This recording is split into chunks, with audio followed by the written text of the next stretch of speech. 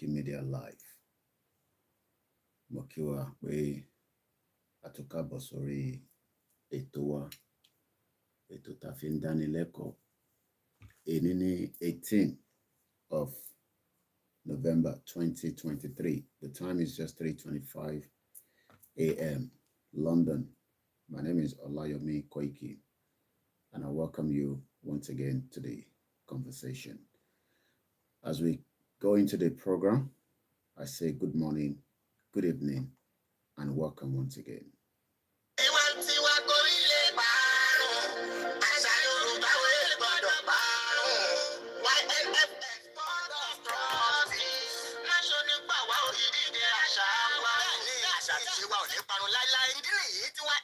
Board of Trustees ṣe ṣonígbọ̀wọ́ eré ìdíje àṣà àti ṣe Yorùbá nípínlẹ̀ mẹ́jọ ìpínlẹ̀ Kogi, Kwara, Èkó, Ọ̀ṣun, Oǹdó, Èkìtì, Ọ̀yọ́ àti ìpínlẹ̀ Ògùn láwọn ìpínlẹ̀ tí ìdíje bí ayò ọlọ́pọ́n, ìjàkadì, ijó ìbílẹ̀, ìdíje ẹwà àti bẹ́ẹ̀ bẹ́ẹ̀ lọ yóò ti máa wáyé látọjọ́ Monday, November 6, 2023 títí di November 13, 2023. Ní final audition máa wáyé láwọn ìpínlẹ̀ wọ̀nyí láti yan àwọn tó perégedé láti ṣojú ìpínlẹ̀ kọ̀ọ̀kan nínú ìdíje àṣekágbá tí á wáyé ní Muajas Hotel Nìbàdàn November 21 l'arrival day. Ìdíje á wáyé ní November 22 títí di November 24 ní Muajas Hotel nílùú Ìbàdàn. Ẹni sọ lẹ́nu sàpò ìyàgbọ́ odò tó bá gbàgbé orísun ṣetán láti parun ní ẹ̀jẹ̀ àjọ gbárùkù ti díje àṣà àti ṣe ilẹ̀ Yorùbá tẹlẹ́kùnjẹkùn yìí. Fún ẹ̀kúnrẹ́rẹ́ àlàyé tàbí ẹ fẹ́ ṣonígbọ̀wọ́ tàbí olùrànlọ́wọ́ ẹ lè kàn sí Mr. Wasiu Àìná lórí +134 7500 9472 Aji Akwin Ara +447 946 313 160 Mrs. Roslyn +141 699 22189 tàbí T-Bex +234 816 049 5979. Aṣọ ìbílẹ̀ nìkan láyàn láàyò níbi àwọn ìdíje wọ̀nyí.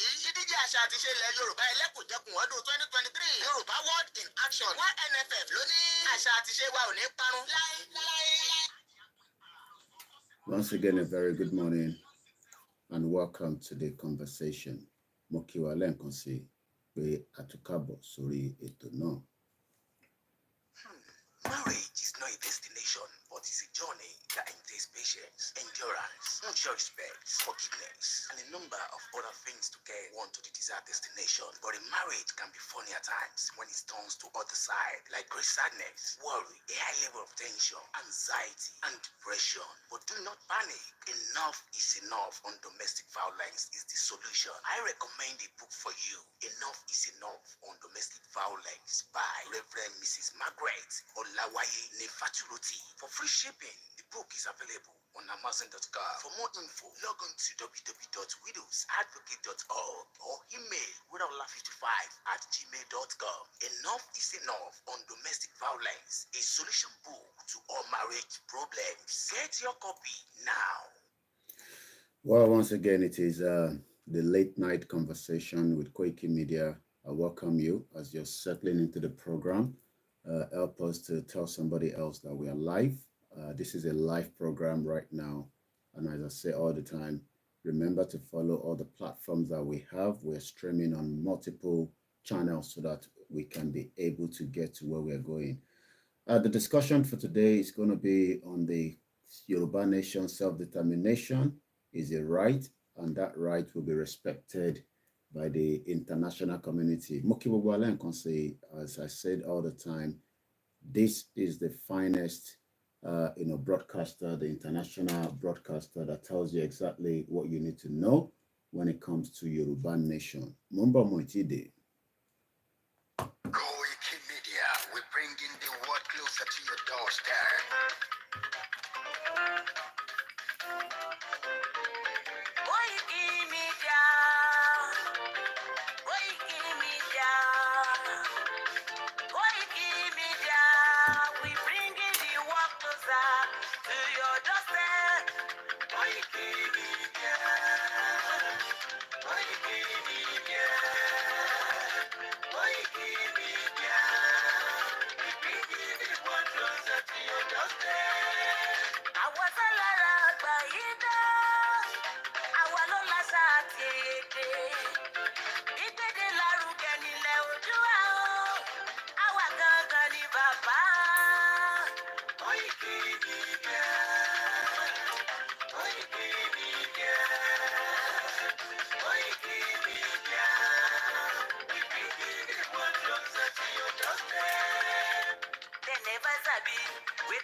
carry for her. But they move closer before them to sabi.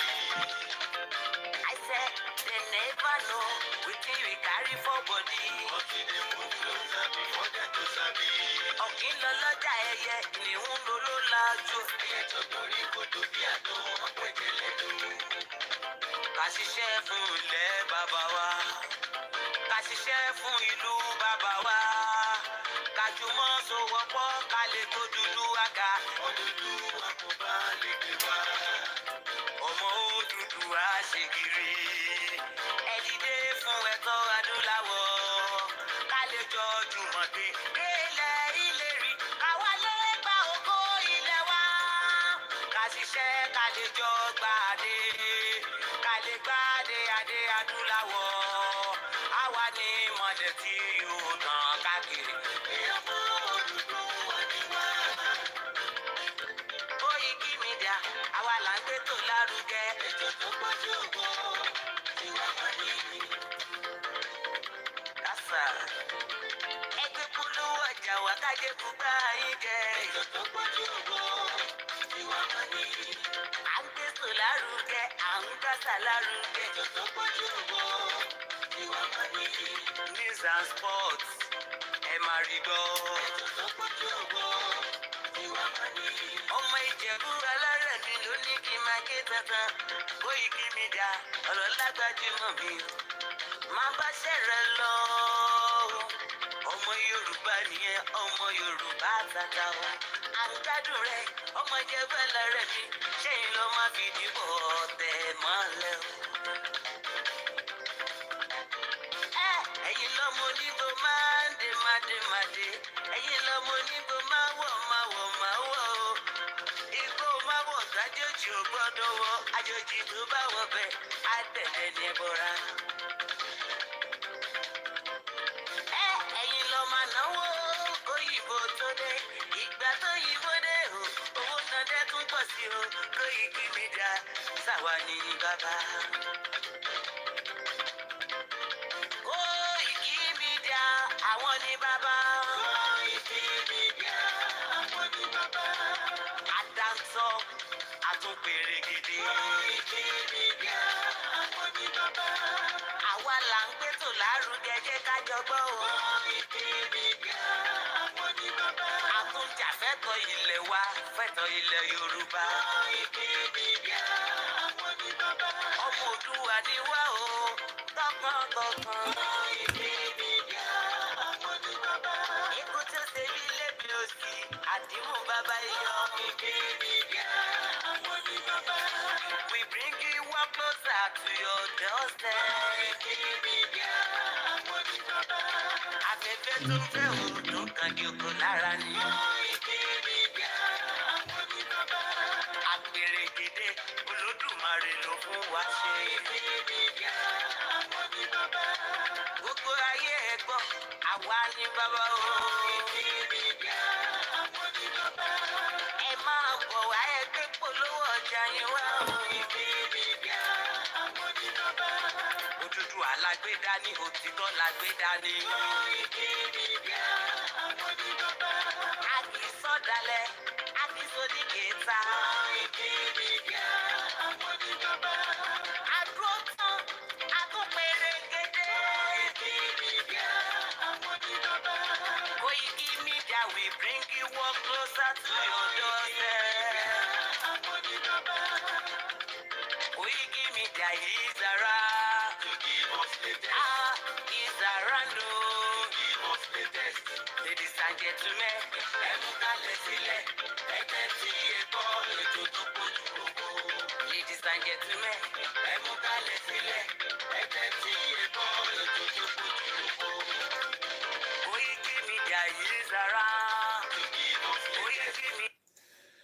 Lẹ́ẹ̀kan sí mo ní good morning, mo kí ẹ̀yin tèmi tí ẹ ti ń darapọ̀ mọ́ wa. Mo kí ẹ ní gbogbo Badagry, Olúbùkọ́lá, ẹ kú iṣẹ́ takuntakun. Ẹ má yẹ kó sú yín, ẹ má yẹ kó rẹ̀ yín.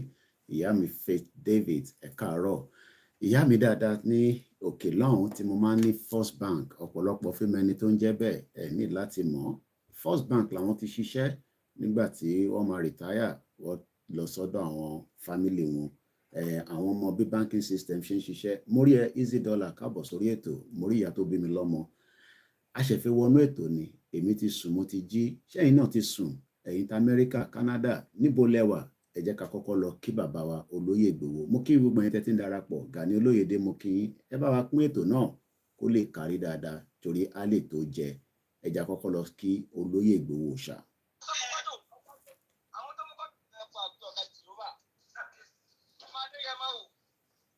Ọjọ́ òní, ọjọ́ tó lápẹ̀rẹ̀ gidi gan-an ni fún gbogbo ọmọ Yorùbá dàda. Orí ni ọmọ Adéyẹmọ ọba ti kú ọ̀tá ìbáyọ̀. Wọ́n ní alákọ̀ọ́rí ọmọ ti lọ. Wò ó, èyí tí wọ́n ròyìn yẹ̀ olúwo ọba ńlọ kúkú sẹ́. Sunday ọmọ Adéyẹmọ Ìgbòho ṣàṣẹ́bẹ̀ lọ wà. Ọjà máa dúpẹ́ lọ́wọ́ Olódùmarè ọba òkúri. Tó o bá ti tàbí wèrè pọ́jọ́ òní ó tó pé kọ́ kí lọ fẹ́ wá láàrin àwọn ọmọ adarí mú gan. Tàbí tó o bá ti tàbí kí ọmọ láàrin ìgbẹ́ kí lọ máa ṣẹ̀dá òfin ìró. Ọjà máa dúpẹ́ lọ́wọ́ alágbẹ̀dẹ àyànmọ́ ọba tó fi ọ́ dára tó dùn. Ọmọ Adéyẹmọ ò ìwọ náà kọ́ Olódùmarè ọba ní kí ọ lárugẹ. Ẹ̀sẹ̀ wọn wá o. Sunday o. Sunday o.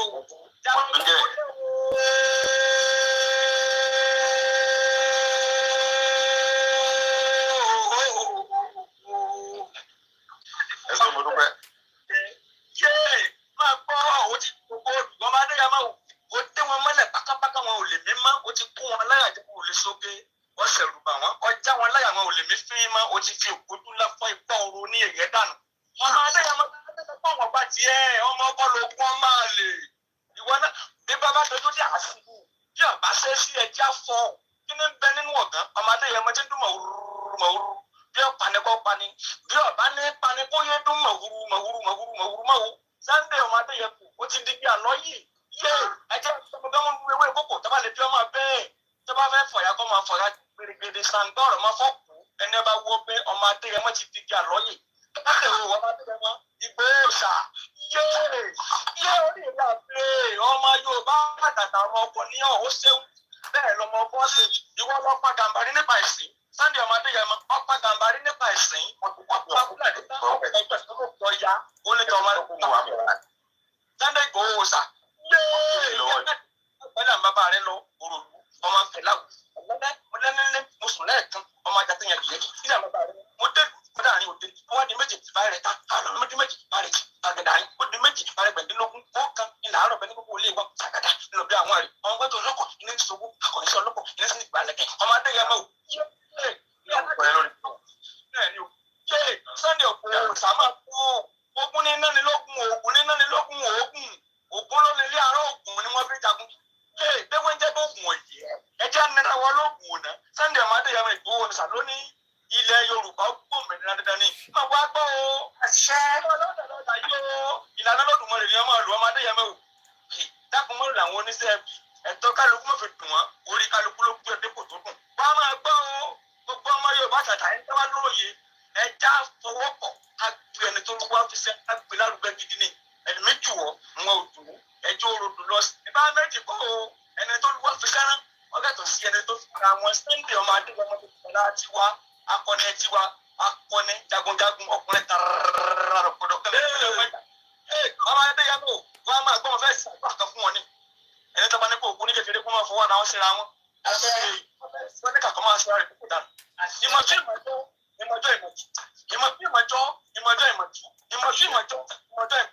ayóyè pọ̀ ní kúlọ́wọ́ ọ̀rọ̀ gbá kékeré tó kékeré ìdáwọ̀ inú ọmọ gbẹ̀yìn agbẹ̀dẹ kò sí pàtàkì òní kúrò òdòkó tẹ̀ máa gbọ́ àwọn bàbá rẹ tó ti wà níbùgbé ìdájọ́ wọn máa fọwọ́ tí ó gẹ́gẹ́ ni àwọn alágbá jagun tí wọ́n ti jagun ṣáájú ilẹ̀ Yorùbá wọn máa fi ọtí ọ̀gá gẹ́gẹ́ ni Oòduà Ọlọ́fin Ọbàtálá Báṣọ̀run Àjàká Àjàngẹ̀tìẹ̀lẹ̀ ẹ̀fọ́fọ̀fẹ́rí nánàfọ́fúnná òmùlẹ̀lẹ́rú ọmọdé wòye sábà abolílá ọmọdé tuntun alùpùpù àbáàkú ògèdèǹgbé ẹgbẹ́gbùngbùrù olè jẹ̀sà sàgbó.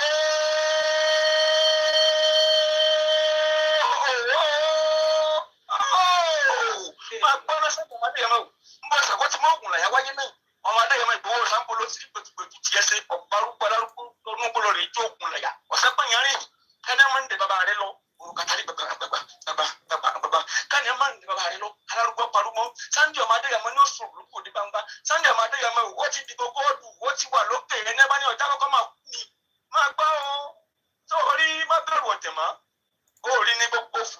alágbá tí wọ́n ń dìbò lẹ́kùn Sunday ọmọ Adéyẹmọ Ìgbòho sà òòrè ni wọ́n ti ń wọṣọ àkísà máa gbá o yẹ gbogbo ọmọ Yorùbá àtàtà tó bá lóye àkọ́dá ayé ọgbọ́n ọmọ Adéyẹmọ ní ẹja fọwọ́tì àti yìí débi tó lágbẹ̀rẹ̀ ẹja fọ tẹ́lẹ̀ èmi tún ẹ̀wọ̀ òdùnmí kò lè gbé wa dédé kankan pa àkọ́dá ayé ọgbọ́n ẹja pàápàá ká bí ẹni tó lọ́wọ́ fi sẹ́ńlá rúgẹ́ ni ẹ máa gbọ́ wọn ní bọ́ ní ẹsẹ̀ wọn máa fẹ́ràn wọn ní igi igbó sórí ipò wọn dìgbẹ́ ẹ̀rí ni àwọn àgbàlagbà wọn ní bí orí bá dúró tọrùn inú déyìn ọ̀tọ̀ọ̀tọ̀ gan ni Sunday ọmọ Adéyẹmọ yé máa bá ọjọ́ òní ọjọ́ burúkú tó lágbẹ̀rẹ̀ ní ṣùgbọ́n àwọn tí wọ́n ṣerú fún ẹ̀ mo ò lè mú jẹ́ ẹ̀ má ṣe pé ṣùgbọ́n nu rẹ̀ gbogbo tó ọba tó ń pátápátá ẹ̀ bọ̀ ìmọ̀lẹ̀ thank you àrò ọ̀rọ̀ mọ gbogbo tó ọba ti àrò ọ̀rọ̀ mọ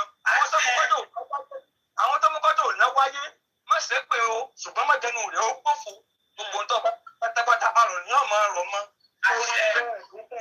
wọ́n máa fèkì ṣe lọ́lé wa kì í ṣe é mọ̀ wọ́n lè bí ilé rẹ̀ wípé ìdárákùnrin ìwòtọ́ lápẹ̀rẹ̀ lágbájá ní tàmẹ́dọ́ ní ìmọ̀lẹ́ akéwìrì ọmọ wọn ló gbọmọ̀ sọ àkílété mo bólúwa mi dúpẹ́ mọ́ bẹ̀rù àgbà.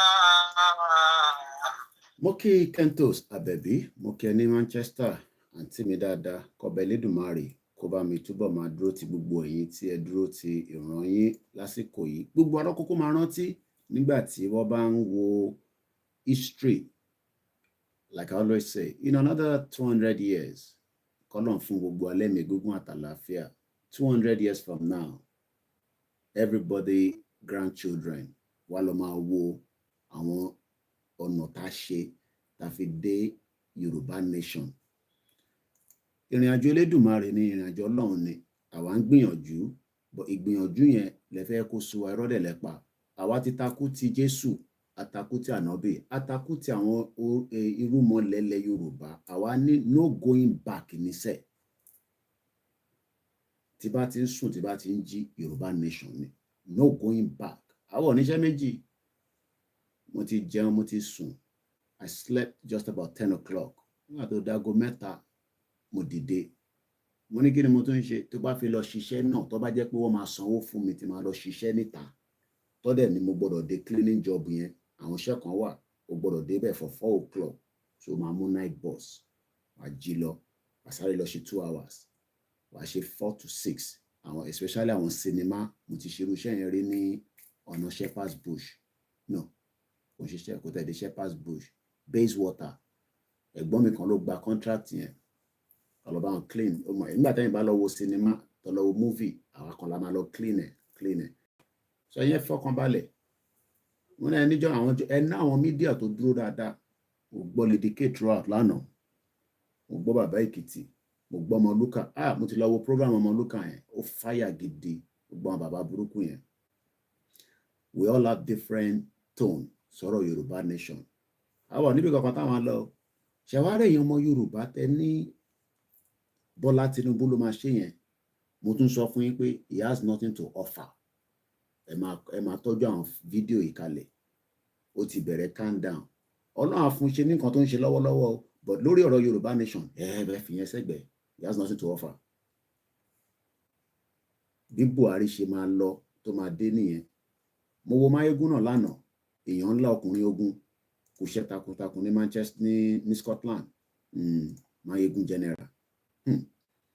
Mo jó báyìí mo wo program yẹn títí lánàá. Gbogbo ń ta sọ fáwọn èèyàn wa. Máyégún tún mú arántí àwọn crime táwọn politicians yẹn ti ṣe. I just pity Nigerians. A máa play anthem yẹn ká tó máa sọ̀rọ̀ lọ. Ó rán wa létí aircraft ọlọ́gbé wá láti Ethiopia. Ó rán wa létí àtẹ̀rántí minor Dasuki Gate. Dasuki ló kówó sílẹ̀ táwọn Jonathan fi ṣe election ní 2015 kan ló pè Dasuki Gate. Crime yẹn ti pọ̀ jù, so a lè rántí. A dẹ̀ ń sọ pé ẹjẹ́ àgbé footstep lé. Enough is enough.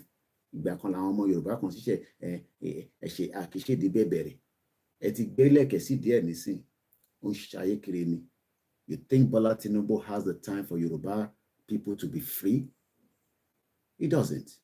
Wọ́n ti gbé ọwọ́ lé lára. So So he has to offer. Moríṣèyí Mákindé, wọ́n náà pa àwọn èèyàn wa. Wọ́n welcome Sultan of Sokoto, bomb bastard. Mo ní Sultan of Sokoto ló ní Nàìjíríà. Wọ́n welcome Bayero. All your governors are wicked. But bí ìyá mi ṣe sọ fún mi, wọ́n máa sọ pé a máa jà mọ́ tó bá yá yín ẹ̀ máa jáde. Bẹ́ẹ̀ ni. Gbogbo gbàmọ́ sí máa ní máa fi wọ́n sílẹ̀. Mo kí ẹ Kúnlé Bakers, easy mo kí ẹ ọmọ Bọ́lájí Abdullahi. Ẹni tó bá ti sùn ẹ kọ́kọ́ jí torí tó bá ń lọ ṣẹ́ òru náà o gbọ́dọ̀ dìde kó ṣàdúrà. Orí àdúrà náà làwọn náà wà lọ́wọ́lọ́wọ́ ẹ̀. Mo wá kí gbogbo ẹ̀yin Koiki Media followers. Mo kí gbogbo ẹ̀yin ọmọ Yorùbá nation. Ẹ jẹ́ kí Tinubu máa ṣe tiẹ̀ lọ. Ẹ má ká wà distracted. Adúpẹ́ pọ̀ tẹ̀ ti release Tani Olohun. Bí àwọn èèyàn tó padà sórí track. Ẹ jẹ́ ká wà focus. Ẹ jẹ́ ká dúró lórí ibi tá à ń lọ. Ẹ jẹ́ ká sọ fáwọn èèyàn wa bí bàbá Akíntóyè ṣe sọ fún mi. Bàbá yẹn pè mí níjẹta. Ó ná mọ́ mi. Mo ní dáàdì ṣé kò tún sísà. Wọ́n náà wà o. Bí bàbá yẹn ṣe sọ, mo máa ń kọ́lẹ̀ tí bàbá yẹn bá pè. Nigeria has dragged our people into poverty. Tó bá ti drag wọ́n sí poverty, no problem. Àwọn tó ti drag ni wọ́n lè sọ. Àwọn tó ń fi mọ́tò ránṣẹ́ láti Amẹ́ríkà wọ́n lè fi ránṣẹ́ mọ́. Mo kí ìmílẹ̀ kan sí Faith David, mo kí Aláàjì Alábí, mo kí àwọn GR wọn. Àkúṣe takuntakun. Ẹ já play anthem wọn ká tó máa wọnú ètò lọ. Ó lè last 3 hours, ó lè last 2 hours. Bí bọ́dì mi bá ṣe lọ sí. But ẹ mọ̀ pé yín bá ń ṣàdúrà náà tó bá down stage kan tẹ́mi yẹn bá lọ ju bó ṣe yẹ lọ ó lè gbé ju 5 hours gan lọ. Ẹ jẹ́ ká bẹ̀rẹ̀ díẹ̀díẹ̀. Mo kí ẹ̀yin tẹ́tí darapọ̀ mọ́ wa. Ṣé wá rí ìwọ tó wá wọlé pé kí ló ń sọ níbí báyìí tó bá ti jẹ́ pé nǹkan tó fẹ́ gbọ́ là ń sọ níbí báyìí. Ọmọ wọn sọ̀rọ̀ ẹ má bínú ẹ̀yin wa ẹ̀yin bàbá wa wọ́n sọ̀rọ̀ kó àtòbò láwọn òbò míì lọ gbọ́. TikTok nísìnyí ti gbá wa dànù torí kò ń ṣe nǹkan tá à ń sọ nìyẹn. Níbí báyìí ọ̀rọ̀ bá ṣe máa dismantle Nàìjíríà làwọn sọ níbí báyìí. And we will dismantle it. Ọ̀rọ̀ ẹnu wa yìí la máa kọ́kọ́ fi dismantle ẹ̀. Pray for Nigeria kò ní dá fún ẹ. Nigeria ò ṣe oníkọ́ pray fún. Lọ́wọ́ program tí wọ́n ṣe lánàá. Woman kan wọ́n ọmọ tó ṣe bí got killed in a fire because of terrorists ní Sokoto state. Tó bá jẹ́ ìyá ẹ̀ àbí àgbọ̀n àbá àbúrò ẹ̀ ni ó súnná bẹ́ẹ̀ yẹn wà ní keep Nigeria bomb bastards. Orílẹ̀-èdè Àgbéga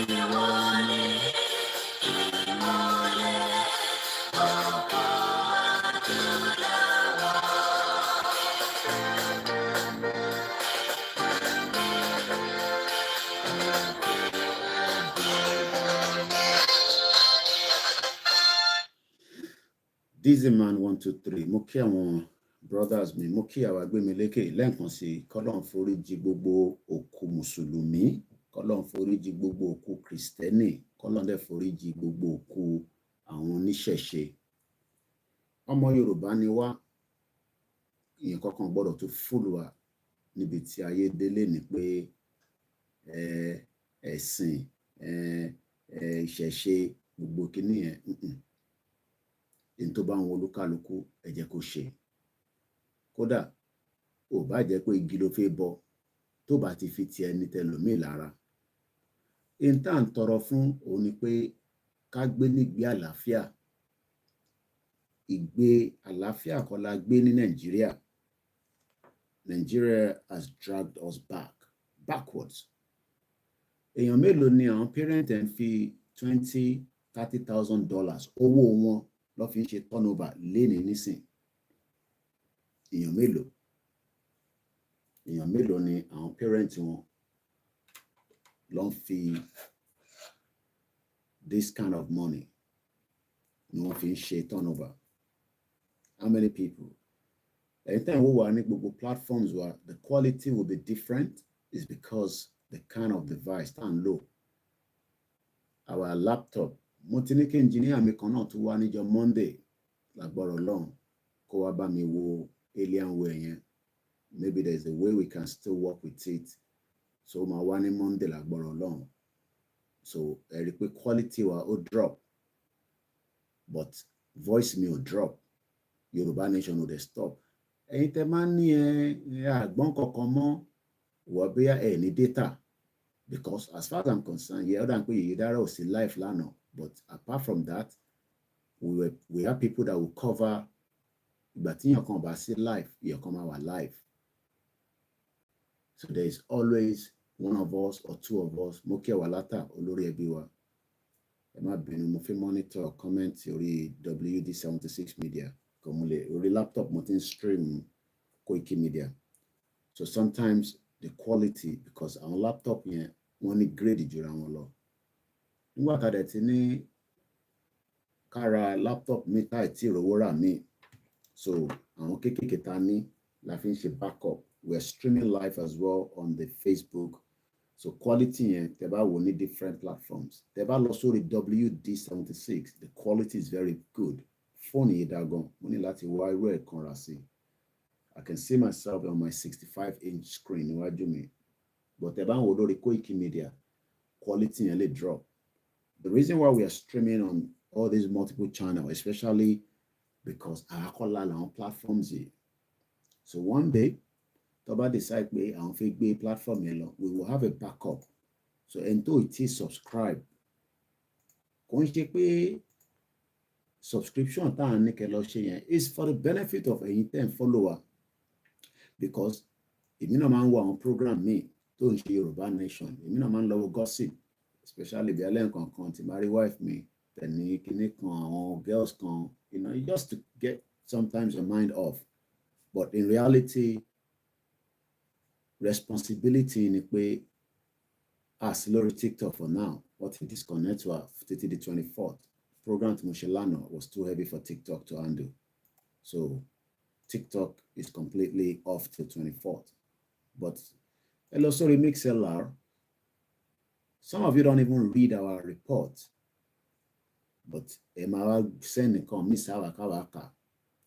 Mo kí yawa fún Kayalaje kábọ̀ sórí ètò ya dáadáa. Ẹ bá ń kí ẹ̀gbọ́n mi Mike Ọlá. Mo ń bọ̀ wá kí gbogbo ní America next year lágbára Ọlọ́run. Ó kù díẹ̀. Kí ni reason tí a ṣe ń sọ pé a fẹ́ dá dúró? Number one, thanks so much, DZMA123. We have a lot to gain when we go into our own independent country. When we have our own country, we will run politics. We will run government. What Bola Tinubu is running now is not a government of Yoruba people. Mo mọ̀ pé lọ́kàn wa níbì kan nígbà ìyá wa à ń fi bígbà tó yẹ pé Bola Tinubu ó máa ṣe ẹlòmíì máa ní heart attack by the time tó bá máa fi ṣe government ẹ̀ tán. Lótìtọ́ Ọlọ́run ló lè gbà. Mo kí ìyá mi dáadáa Sanjo Beauty ẹ̀ ṣé wọ́n mú lójoojúmọ́ táwọn ọmọ ẹ bá ṣàti ń ṣerun, tọkùnrin ṣe tọbìnrin ṣerun, ọkùnrin náà ń dirun. Ẹ rántí pé àwọn Ṣàngó wa náà, àwọn orúmọlẹ̀ wa kankan náà máa ń dirun. Gbogbo tó gbà kúrò lọ́wọ́ wa náà nìyẹn. Wọ́n gba confam kúrò lọ́wọ́ wa. Wọ́n tún gbé confam fún wa torí a lè nọ́ọ̀kì Christianity àti Islam. It's just that for a very long time, àwọn ìsìn méjèèjì yẹn wọ́n disrespect our own tradition. Mumbai mi kan sọ̀rọ̀ níjẹta, ó wà lórí program. White Garment Church is part of Yoruba people as well, according to history. And I love them.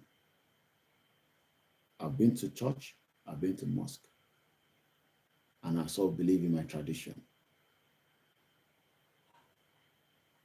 Ọ̀pọ̀lọpọ̀ ọmọ Yoruba, they are not taking this Yoruba Nation campaign.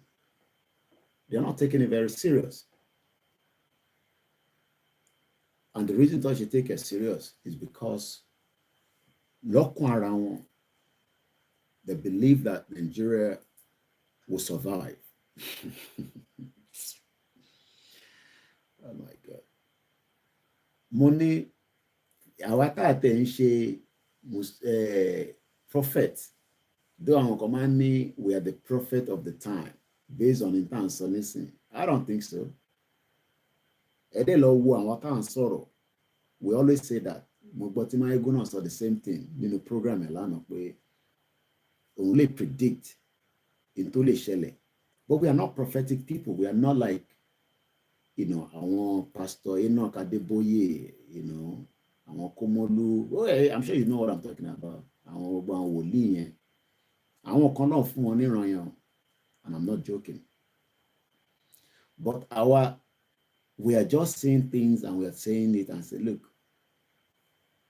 So these Yoruba people, especially àwọn kan wà àwọn pẹ̀lú àwọn ní conservative. Those are like people like Adeyinka grandson. Ọ̀pọ̀ lórí social media gone. They're born bastards. And honor and liberal. Especially because our new relationship with Igbo. They lè ṣe kankan. Ẹ má tó bá tẹ́ lọ́rùn. Omi London Bridge lọ jábọ́ síbẹ̀ kó kú dànù. Igbo lè gbalẹ̀ wa. Gbogbo ni mo fi sọ. Ó lè wùn wọ́n kó gbà ni. Kò sẹ́ni tó lè gbalẹ̀ yẹn. Àfi táwa bá stupid tàbá jẹ́ kó gbà. Bá dẹ̀ ṣe máa stupid ni pé àwọn olórí burúkú governors ni, àwọn politicians ni, àwọn gangan ló máa tà. Kò ń ṣe àwa the new breed of generation. Mo gbọ́ program ọmọ Luka. Ó dà kó bí 20 minutes kí fi parí ẹ̀. Èmi rí bàbá Fẹ́nifẹ́re. I met him. Bàbá yẹn kò lè sáré bí ti tẹ́lẹ̀ mọ́ in terms of the strength. Àgbà ti dé at 90 plus. We love them. We appreciate them. That is how far they can take you us. If anybody is waiting pé Afẹ́nifẹ́re máa fún wa ní máa push government to go fún restructure, it's too late. Ibà yẹ pé bàbá yẹn nígbà táwa lọ bá wọn níjẹ̀bú Òde èmi àti òòṣà Ìgbòho òòṣà tó bá yẹ pé àwọn bàbá yẹn gbọ́n kan ta sọ ta present fún wọn tó dẹ̀ fún wa ní that kind of press statement. But wọ́n ní àgbàlagbà ló mọ wájú ló mọ ẹ̀yìn àwọn òwe kan wà táwọn máa pa fún wa. But Omoluka did a very great job in calling them out. Ẹ̀dúró de pa Reuben Fásánrántì àwọn yẹn ti dàgbà. Ọlọ́run jẹ́ kó túbọ̀ pẹ́ kó in another 10-20 years ní ṣùgbọ́n àwọn yẹn máa lọ. Èmi ò gbàdúrà kó kú nísìnyí, but in another 10-20 years they'll be gone. Nítorí bá mú bàbá Débánjọ in another 20 years he will be 100 and something. He will be very very old. Ìtọ́tẹ̀ ṣe ń káàkiri tán fi private jet gbé wọn láti bí lọ́sàn. He will not be able to do it. I met him a couple of times. Tó ń ṣe mẹ́rin, tó ń ṣe márùn. And there's some times that me and Igboho nìkan lájọ wà pẹ̀lú wọn nínú yàrá. And he always stressed about Baba Igboho, Baba Buhari làwọn bá ṣe. Ẹ̀rí gbogbo ìtàn kan táwọn kan máa fi pa fún wa yẹn. Àwọn ìtàn yẹn kò lè work this time around. The first thing is we need to stop this country called Nigeria. We need to stop it. How are we going to stop it? I don't know. Let me say this. For people like us that watch international news, international news. I'm sorry to say that. International journalists, let's break it down. If anybody is waiting for America to dissolve Nigeria, we are wasting our time. America is putting a lot of their strategy to maintain the status quo as the superpower of the world. I was watching my beautiful female broadcaster, Lori Vantage Lano. China try as much as possible. Economy China, not that what it drop, but on drop very fast than could grow. About $12 billion was pulled out of China by investors. Yani president wọ́n ṣe lọ sí America. What she need America? America kere put a strategy wọn into president of the Darukolano into the Asian side. They're putting out a lot of their base. America would not want Nigeria to break, but we can force Nigeria into a roundtable discussion, which is in I'm going to force Nigeria into a roundtable discussion with the international community. But one build it, dear. They need some kind of more firepower to be able to go heavy. What's ready, but they still need a lot of firepower. Because Nigeria is a very big country that has a lot of, military ammunition, especially in Tubani access aircraft, Latoke, they can destroy you faster than Iwotoni. So the Biafra still need, I've listened so many times with Simon Ekpa, they still need a lot firepower to go head to head. And they're also fighting the Cameroonians. So it's a big fight. Found Mukadekunle plenty. But if anybody, to Jomo Yoruba, if you are still in that darkness, where Nigeria has anything to offer us, you are wasting your time. What they will do is they will continue to propel that it will take some time before we can pull out of Nigeria. And it doesn't have to take some time. We can literally pull out today. But I want to the politicians. I don't have to talk about them anymore. Dear Lobaleshe,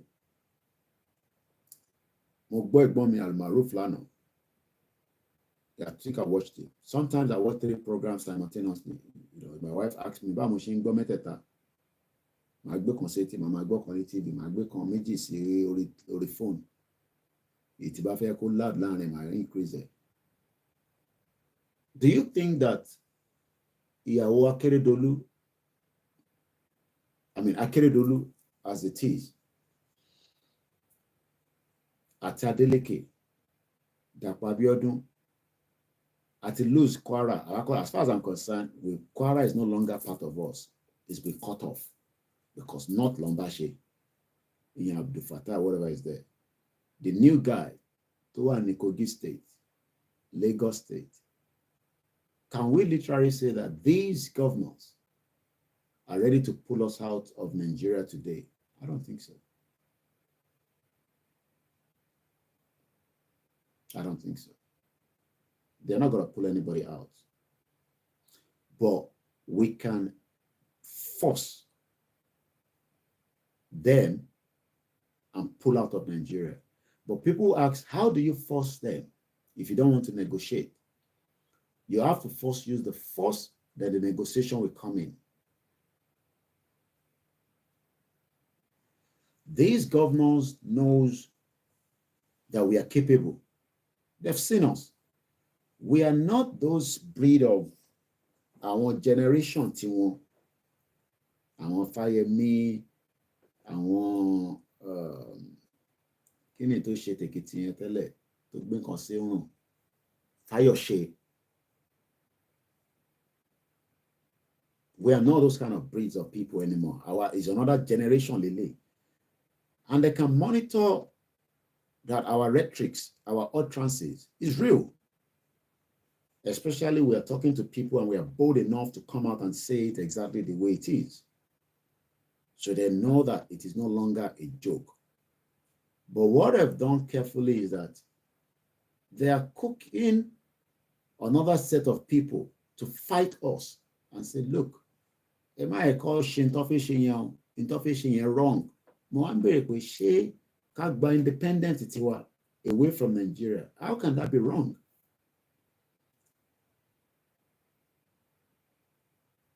How can that be wrong? You're right. This man says the double-digit naira depreciation is expected in 2024, according to the European Union. The European Union about this of one.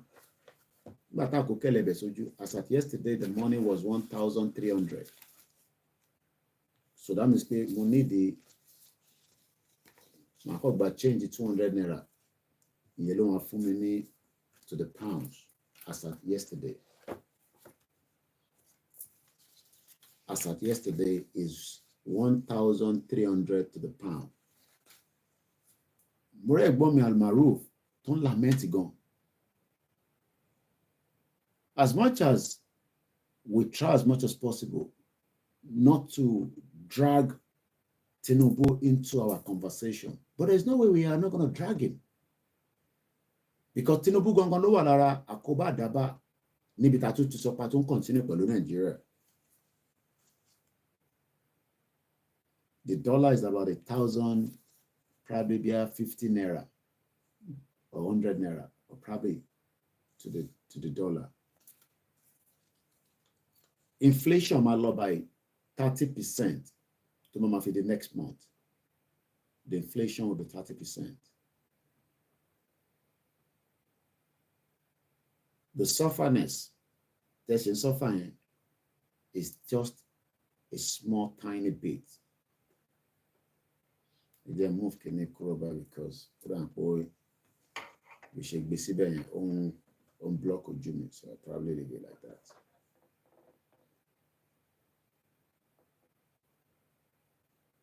All this is going to be a big impact on the lives of people. So Kilowade and House of Reps they are not coming out and united and say, this is no longer working, but on work found now.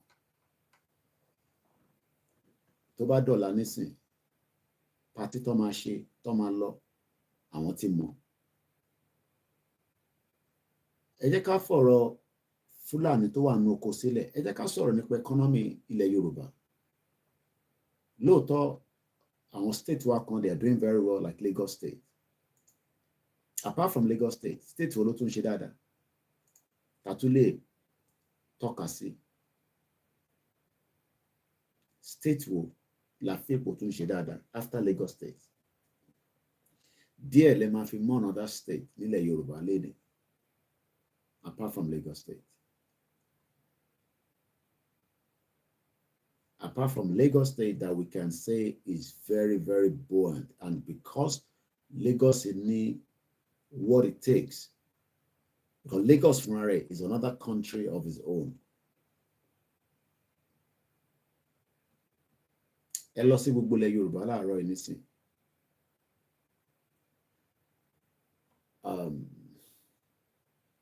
Èló lẹ fi pa àwọn ọmọ Yorùbá fi ń ṣe business. I mean, the average Yoruba man láàárọ̀ yìí tó jẹ́ businessman mọ̀ sọ àwọn tó ń ta wóróbo, àwọn tó ń ṣe proper business, bí àwọn tó ní tipa, àwọn tó ń kọ́lé. I don't want to mention their names. I'm sure some of us know them. Àwọn tó yẹ pé wọ́n máa ń ra large land, wọ́n ṣe developing and all that. How much do you think they're playing with roughly today? I'm talking about people that has, access to kind of that money, lending.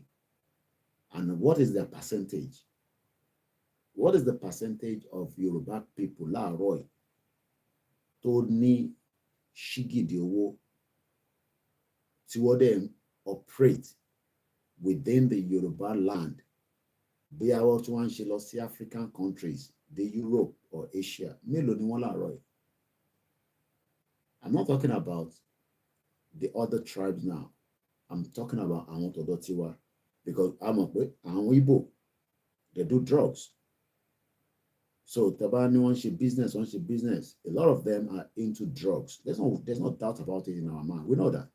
So we're not talking about that. We're talking about ọmọ Yorùbá mélòó 50 million. It's only 50 million $.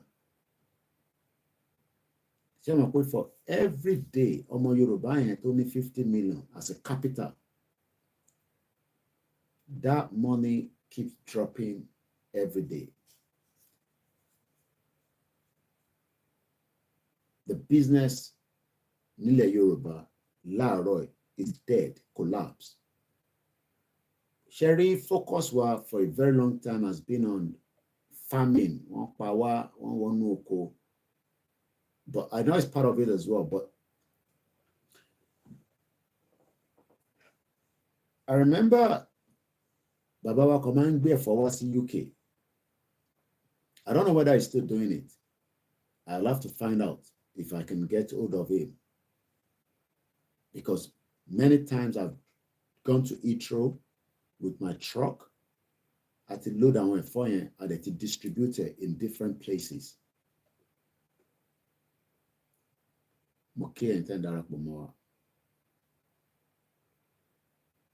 Truly and truly, tó bá yẹ pé Nigeria economy, as at the time tí mo sọ, this was 2019, we drive truck gbẹ̀gbẹ̀. That was even prior before Yoruba Nation. I will be very surprised tí máa yẹn bá ṣe ń ṣe that same business wá sí UK. Every Friday, lẹ fún yẹn máa ń dé bíbá. Ló máa dé Heathrow. Wá gbà jáde. Wá gbé wá sí the nearest depot kan tí wọ́n máa ti ń deliver àwọn truck yẹn tó fi loaded dé. Àwọn máa kó sínú van. Wọ́n ti láwọn tó ń rà lọ́wọ́ wọn. Àwọn distributor káàkiri. I am not sure whether he's still doing it, especially now that the exchange rate, even the standard gone sell, was very poor. The standard of intention, because it is who we are. Most of Yoruba people, Lenny, we are already trapped in this Nigeria because it is not building the Yoruba economy for us. I've talked about Dawn most of the time. And the reason why we talk about them is because they are the closest when it comes to of a developed Yoruba land. Dawn Commission is dedicated technocrat institution for sustainable development of Southwest region. I'm asking this morning, can we say that we are getting sustainable development in Yoruba land? In January, sustainable development.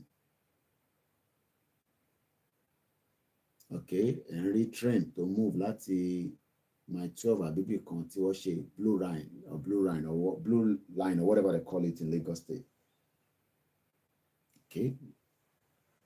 Ṣé Lagos nìkan ní ilẹ̀ Yorùbá ni? What about the other states? Ọ̀ṣun State, Ogun State, Ekiti State, Ọ̀yọ́ State, Ondo State. Ṣé àwọn àwọn ọmọ wa kàn sùn wọ́n ń jí lójoojúmọ́? There is no future for anybody under the Yoruba economy as we remain in Nigeria. Kò sí future. The future that you are expecting is dead. Lẹ́yìn pé àwọn èèyàn wá sí Lagos tó fẹ́ survive. Ṣé mọ̀ pé gbogbo other state is as empty as nothing is happening there. Kò sí productivity kankan tó ń ṣẹlẹ̀ ní gbogbo other state.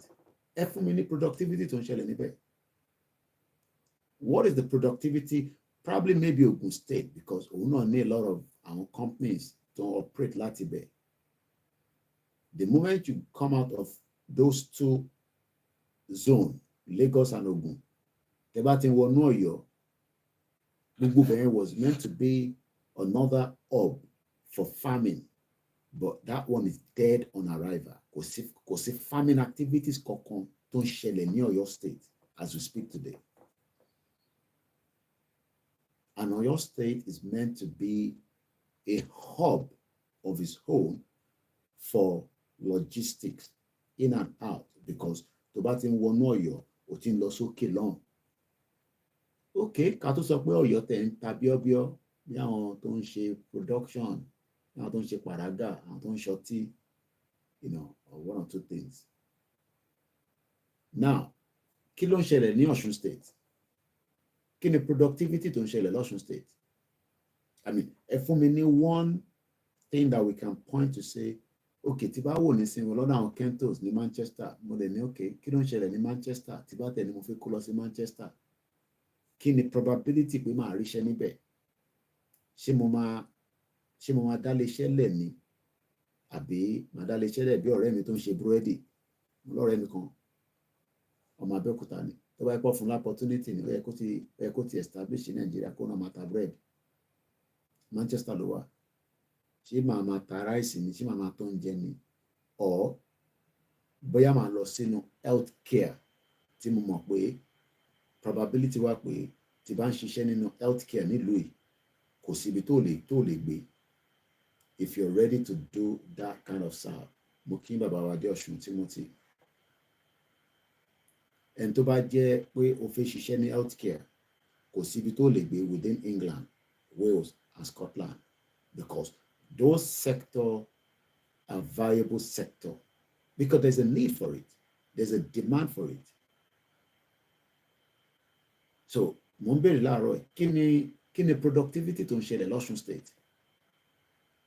What is the main hub nǹkan tá lè sọ pàtó pé ní Ọ̀ṣun state yẹn o? Ẹ̀yàn kí mo ṣe ń wo máàpù àwọn dán yìí gan, ẹ̀yàn pé Kwara ò sí lára ẹ̀. Ẹ lọ sórí website wọn nísìn dancommission.org. Ọ̀yọ́, Ọ̀ṣun, Ògùn, Lagos, Ondo, Èkìtì, ó tẹ̀ fi Kwara sí. Because ọmọ pé Kwara is working with the north. Well, they are not working with us.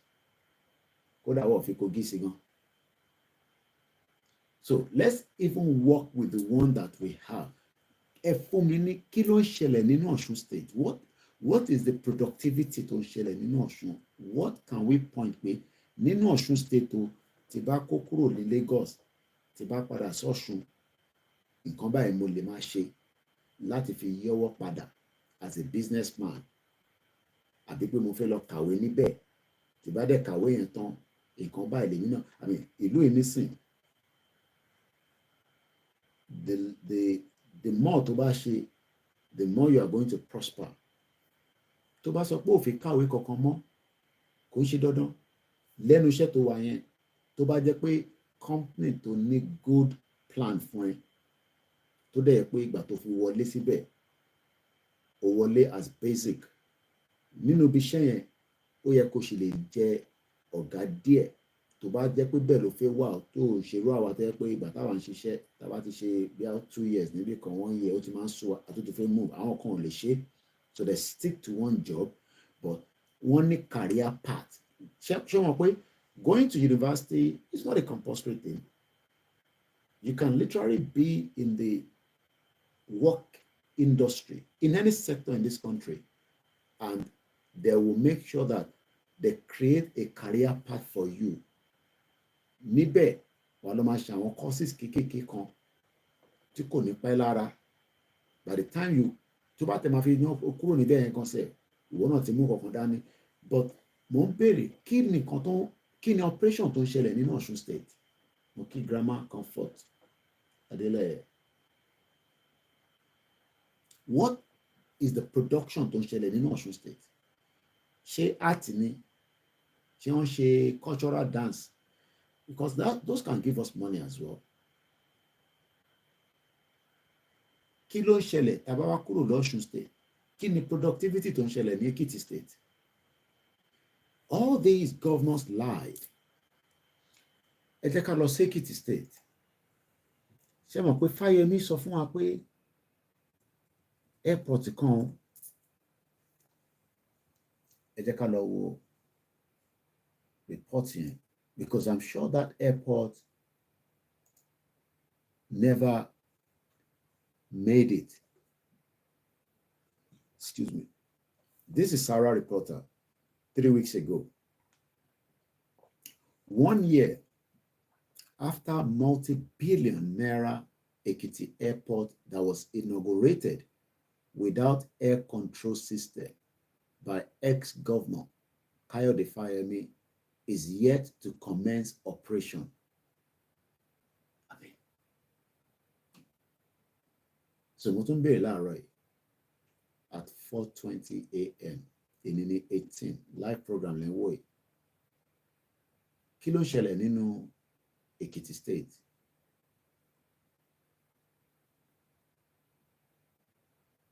This man said, your economy is agriculture in cassava, cocoa, and tobacco, but it's dead.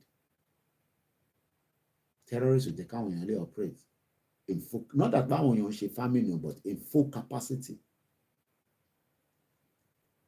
Mo tún béèrè lẹ́ẹ̀kan sí, kí ló ń ṣẹlẹ̀ l'Ekiti State? Okay, one of billions sí airport.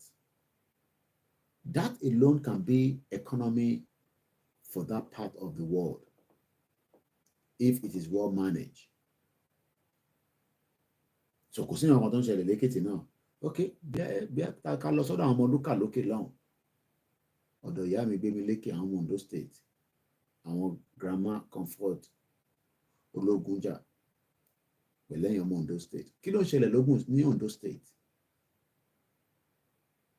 Kí ni ó ń ṣẹlẹ̀ nínú Ondo State? I mean, ẹ fún mi ní kankan tí mo lè tọ́ka sí, because all I know is that the governor sits in Ibadan and is operating Ondo State. And I met Akeredolu a few times. I've told you that. At least mo láǹfààní àti rí one-on-one by no security, sumo question and answer. Èyí tó lè down, èyí tó lè shrink sẹ́gbẹ̀ẹ́. Ondo State, kí ni nǹkan tí ó jẹ́ pàtó tí ẹ lè sọ fún mi pé Koiki o lọ́dọ̀ wa l'Ondo State o nǹkan báyìí ni ó ń deliver owó as economic hub ní state yìí? Ẹ̀yin tẹ́jọ́ mọ́ Ondo State ní gbogbo local government, ṣé garment industry ni, ṣé farming náà ni? I mean, how is it that we don't have future in a country called our own? So, ìwọ tó bí lánàá, èmi tó bí níjẹta, àwọn tó bí ní 10 years, 30 years ago, gbogbo àjọ wa wà lójú kan. We are stuck. Àwọn kan dẹ̀ náà wọ́n ṣe government, àwọn House of Rep wa, àwọn speaker, and all we can say is that we see nothing. The whole thing is completely lies. And we are now saying that there's another alternative. This alternative is far better than the one that we are operating before. And then some people are saying, no, I prefer it. I should prefer a little one anyway. Let's read a little bit about this Fayemi fake project called Ekiti Airport. Sited along Ado Ijan Road in Ado Ekiti, almost close to Afe Babalola University in the state capital. We can sell education to our people around the world. African countries or Money Business Center in Google University, UK. Maybe some of you don't know that. It's a business center. They need as many foreigners to come and study here because tiwa lofin shaking, lofin balance the book one. Tiwa lofin balance the book. And I wonder if we a man looking in. Come and check it wa ko moisture. Come about bet nítorí òtútù ni. It's not fashion. Crude oil, the lofin ship Vaseline, in case you don't know that. If truly we are being honest, ó yẹ kí Ondo kó jẹ́ education hub ta fi tà káàkiri fún gbogbo African country. So that means pé nínú ẹ̀ àwọn tó máa wá kàwé wọ́n máa ní ìdílé tó fi gbé, wọ́n máa ní the services dẹ̀ máa ń pọ̀ lọ rẹpẹtẹ, whatever services you can think of, as long as they're legal. So it's the same thing ẹ̀yin tẹ́ fẹ́ wá sí UK, student visa. Kí lẹ rò pé ṣe ń fún yín ní student visa yẹn? Mo ń bá ẹ̀gbọ́n kan sọ̀rọ̀ lánàá ní UK bíbá, and we were talking about masters master program. And one in the near future, they're working towards where you might not even have to come to UK. You just have to do it, and then be a graduation of whatever. For everybody to know if you watch student visa, to student visa, to máa fi parí course yẹn, kò bá jẹ́ 1 year, masters ló wá ṣe, kò bá jẹ́ 3-year program, you will pay certain bills throughout that period. Kódà kó avoid kó sọ pé o ò need nǹkankan because o ń try láti save owó. Tó bá tẹ̀ lọ́kì tó tẹ̀ jẹ́ pé wọ́n nìkan, because tó bá ti lọ́mọ nílé o lè manage. Okay, ṣírò àwọn ta lọ́mọ nílé nísìnyí máa ní mo máa pa ìta torí pé mo fẹ́ save owó, ṣòro pé èèyàn ti wà stupid nìyẹn. So the question is, kí ló dé tí Ondo State àbí Èkìtì, ẹ̀yẹ ká tẹ̀sí dúró lẹ́kìtì, because ìtagbọ́n ni pé Èkìtì ní the best when it comes to ní gbogbo ilẹ̀ Yorùbá professor tó pọ̀. Why have we not transformed Ekiti into the education hub? Tamawa Tasita. Ṣé ẹ mọ̀ pé gbogbo àwọn yunifásitì tẹ̀ ń rí tí wọ́n polówó káàkiri tó máa ní kí wá kàwé ní ibà? It's a business. They need as many foreigners láti sanwó international fee tí àwa tá jẹ́ resident tá à ní san. And I'll tell you how it works. Ọmọ tó bí sí ìlú yìí, ṣé ó máa sanwó university náà, but ó máa láti lọ gba loan. The loan covers the tuition fee. Ìyẹn àkọ́kọ́. Ó máa sanwó yẹn padà lọ́jọ́ iwájú, subject to tó bá ti níṣẹ́ tó kọjá threshold, ló máa ń pè the threshold of income. What a capital, I don't know what it is. Or mama deducted. No, everything is locked in. The moment you start working, Inland Revenue or HMRC, your tax, your NI. So based on the NI, student loan to buy, mama deducted dear, títí tó máa fi san tán. Now, ìwọ tó fi wá kàwé nílùú òyìnbó tó bí sí ìlú yìí, ìwọ expect ìwọ kí wọ́n ní cash yẹn lọ́wọ́. Ìyẹn ló ṣe máa ní sometimes kẹsàn díẹ̀ tó bá dé, but initially you are meant to pay everything. But wọ́n mọ̀ pé àwọn ìlú kan wà bí Nigeria, not every one of you, especially in the southwest, àwọn kan lówó yẹn, but majority of us don't have that money. Púpọ̀ nínú yín tẹ́ máa ń kókì gbogbo student visa yẹn fake ní ẹ mọ̀ pé ẹ need that kind of money. Ìbòdò ti fẹ́ rí 53 million. So you package yourself, oye yẹn fowó kan sí account, I run there, ẹ wá lọ apply just to get the student visa. Kí ló dé tí Èkìtì State náà jẹ́ hub láti máa ta education for African countries? But before we can do that, you must be viable. You must be productivity. You must be able to tell people that Ekiti State is safe for education. Okay, Mr. Danny. We have the best lecturers. Koda, Emma took the foreign lecturers to Mama help him, because by that time,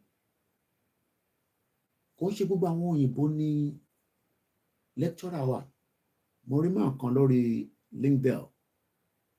I don't know which country it's from, but he was excited because 2 of his students came out with first class in information technology or something like that. Or LinkedIn material. Lano. Lecturer.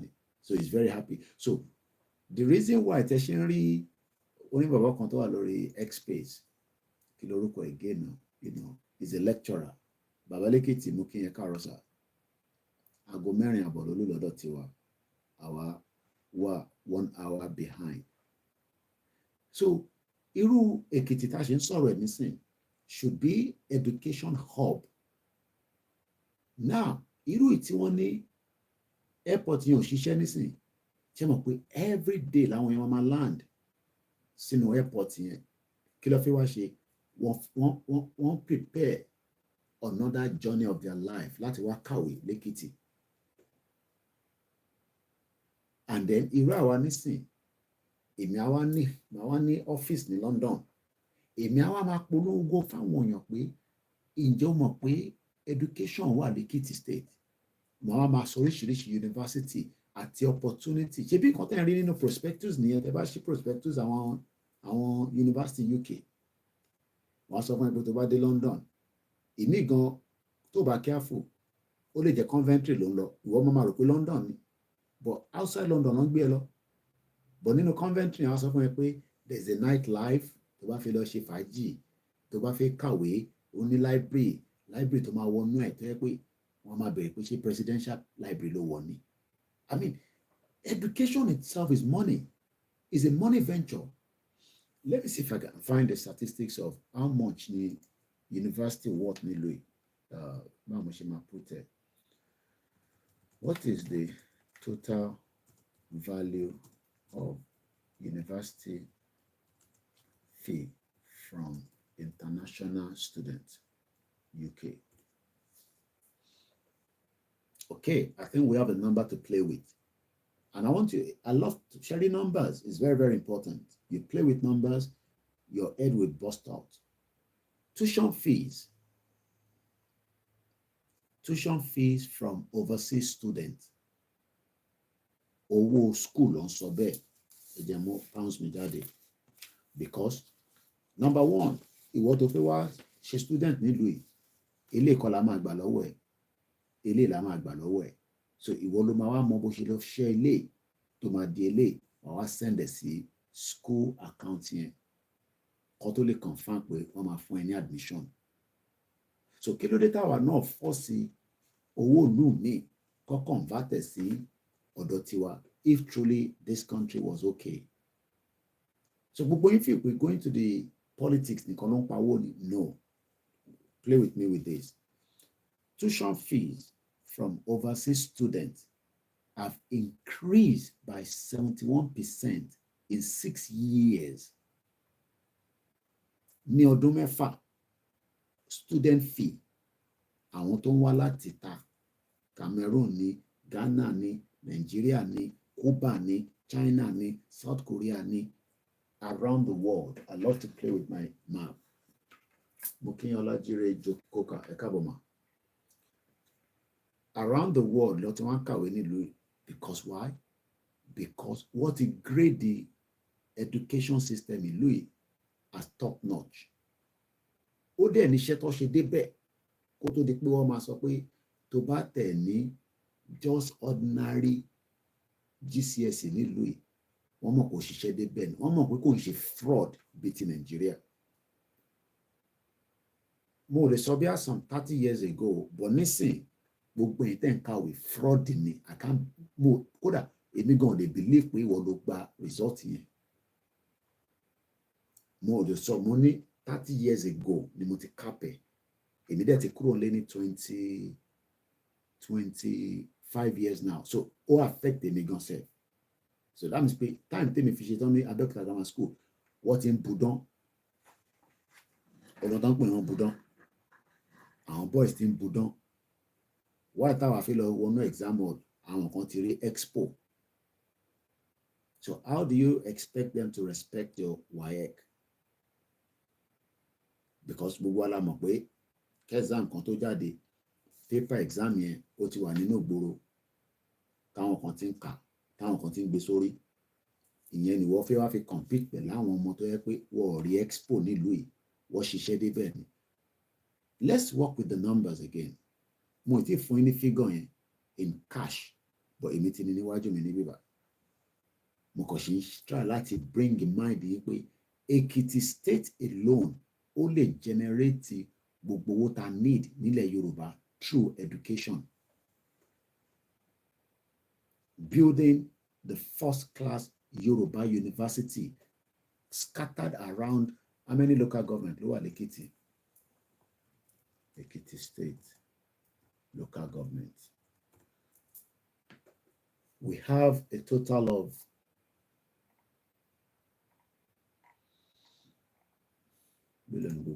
local government. Let's go back.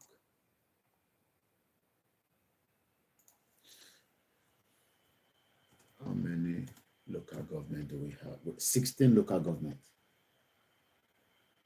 Do you know that these 16 local government council, as at 1999, the population of Ekiti State was 1.6. Now, if we have 1.6 in Ekiti, in terms of figure, 16 local government.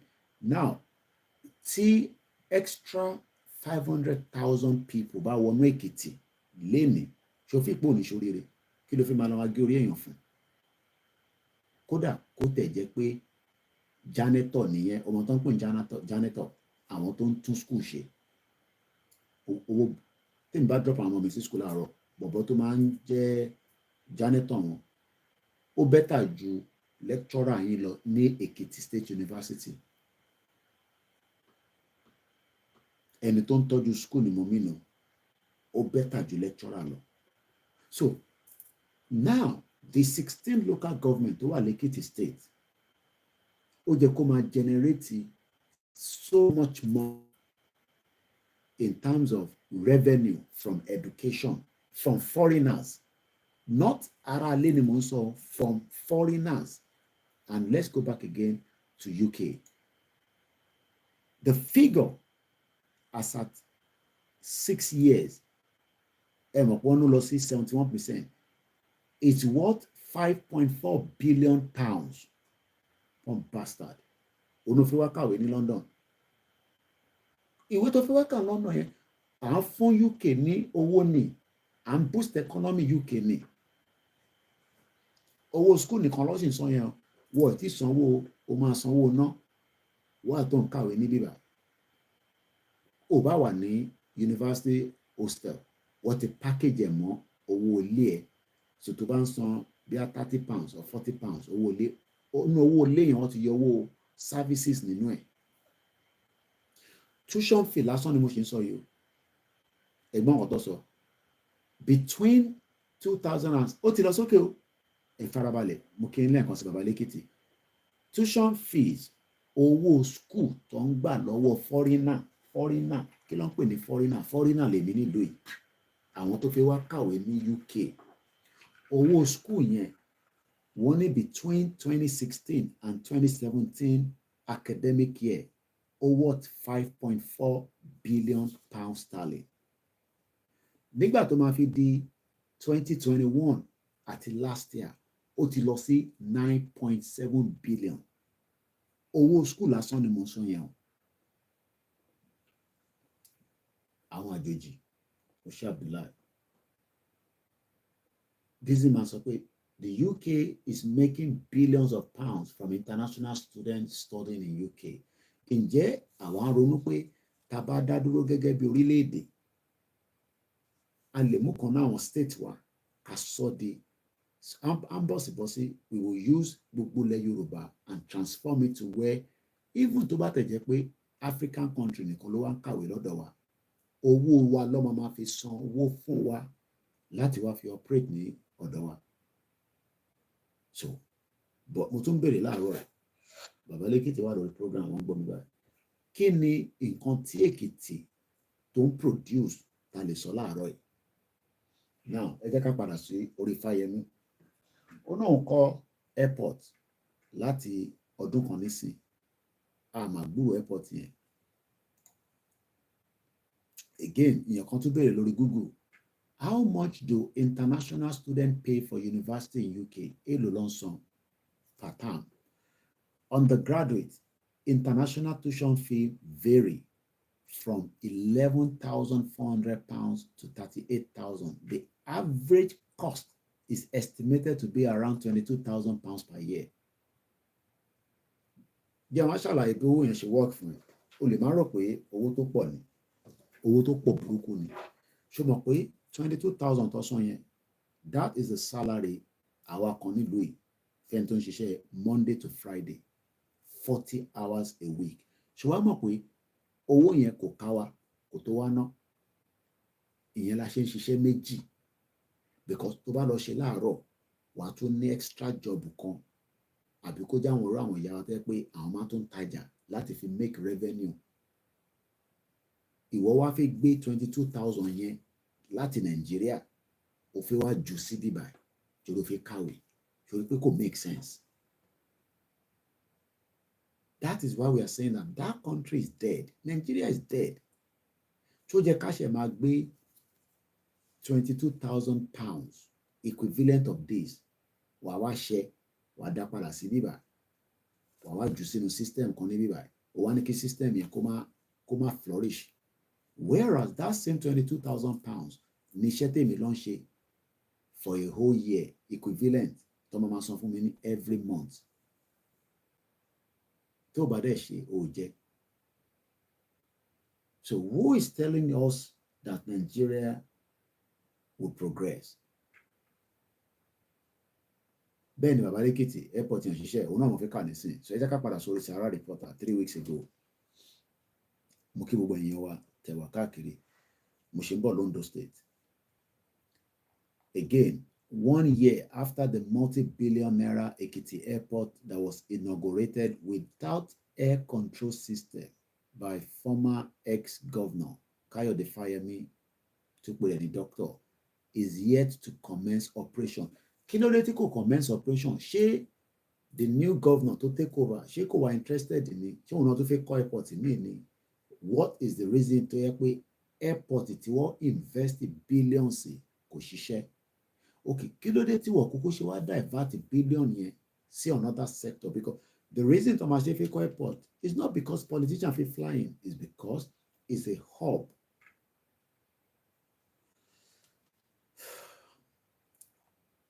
The Ekiti Cargo Airport is yet to commence operation a year after it was inaugurated by former Governor Kayode Fayemi with much fanfare in October 2022. Wọ́n gbàlù, wọ́n raṣọ, wọ́n ní kí olè Sẹ́ríkì Ádì tí mo ní Máyégún ṣì ń sọ̀rọ̀ ẹ̀ lánàá tó lọ ra àwọn panápaná tó náà rà ní 14 billion. Òun ló lọ gbé aircraft wá láti Ethiopia tó gbé Nàìjíríà lè bẹ̀lẹ́ lára tó ní Nigeria aircraft lélẹ̀. Ẹ rántí Sẹ́ríkì Ádì, the former aviation minister. Àwọn Fúlàní yẹn, àwọn yẹn ti jẹ Nàìjíríà pa. Ṣé àwọn púpọ̀ nínú wọn Arab country ló máa ń gbé tó bá ti sá kúrò Nàìjíríà? Àwọn àlọ́jọ́ kò sí Saudi Arabia. Wọ́n nílé ní Saudi Arabia.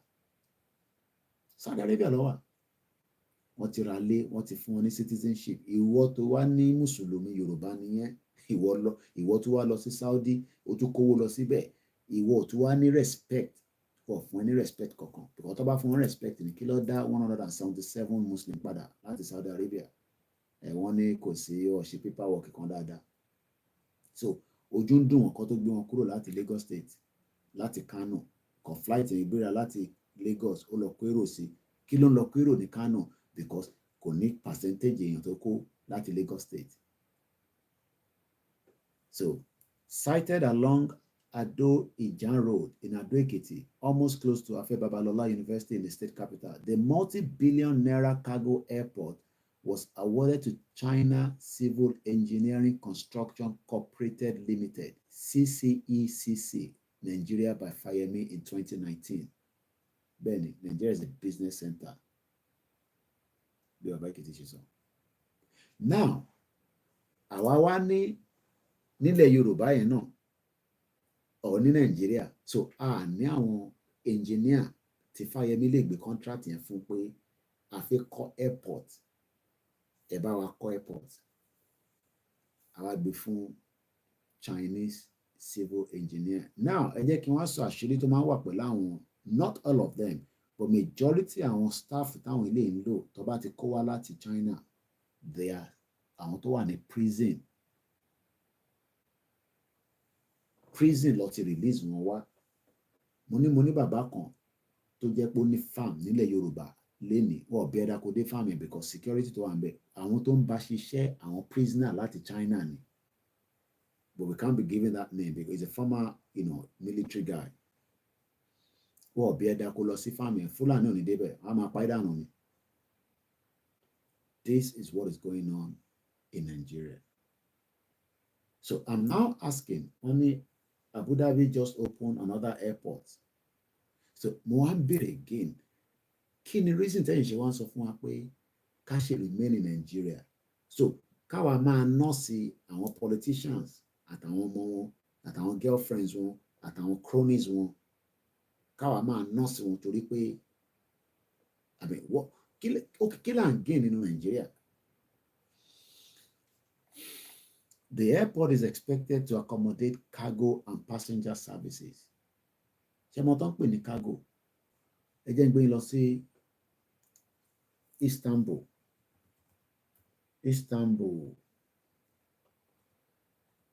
Kọ́lọ́njọ́ ò lè délùú yẹn. Istanbul Cargo Airport. Istanbul Cargo Port. Istanbul Cargo Airport.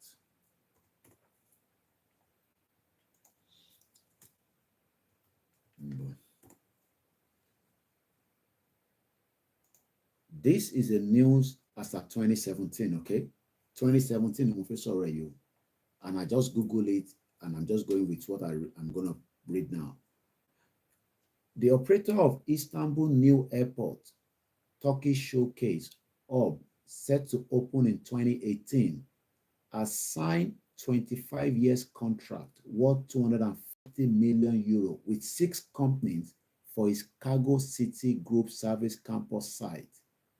According to the IGA Airport Operation, which has the contract to build and operate the mega hub, said that it has signed contract with the MNG, PTT, Celebi, ground handling, AVA system, logistics, billing logistics, which will be based at the Cargo City, while MNG, Celebi ground handling, and AVAS will also be located at the ground service campus.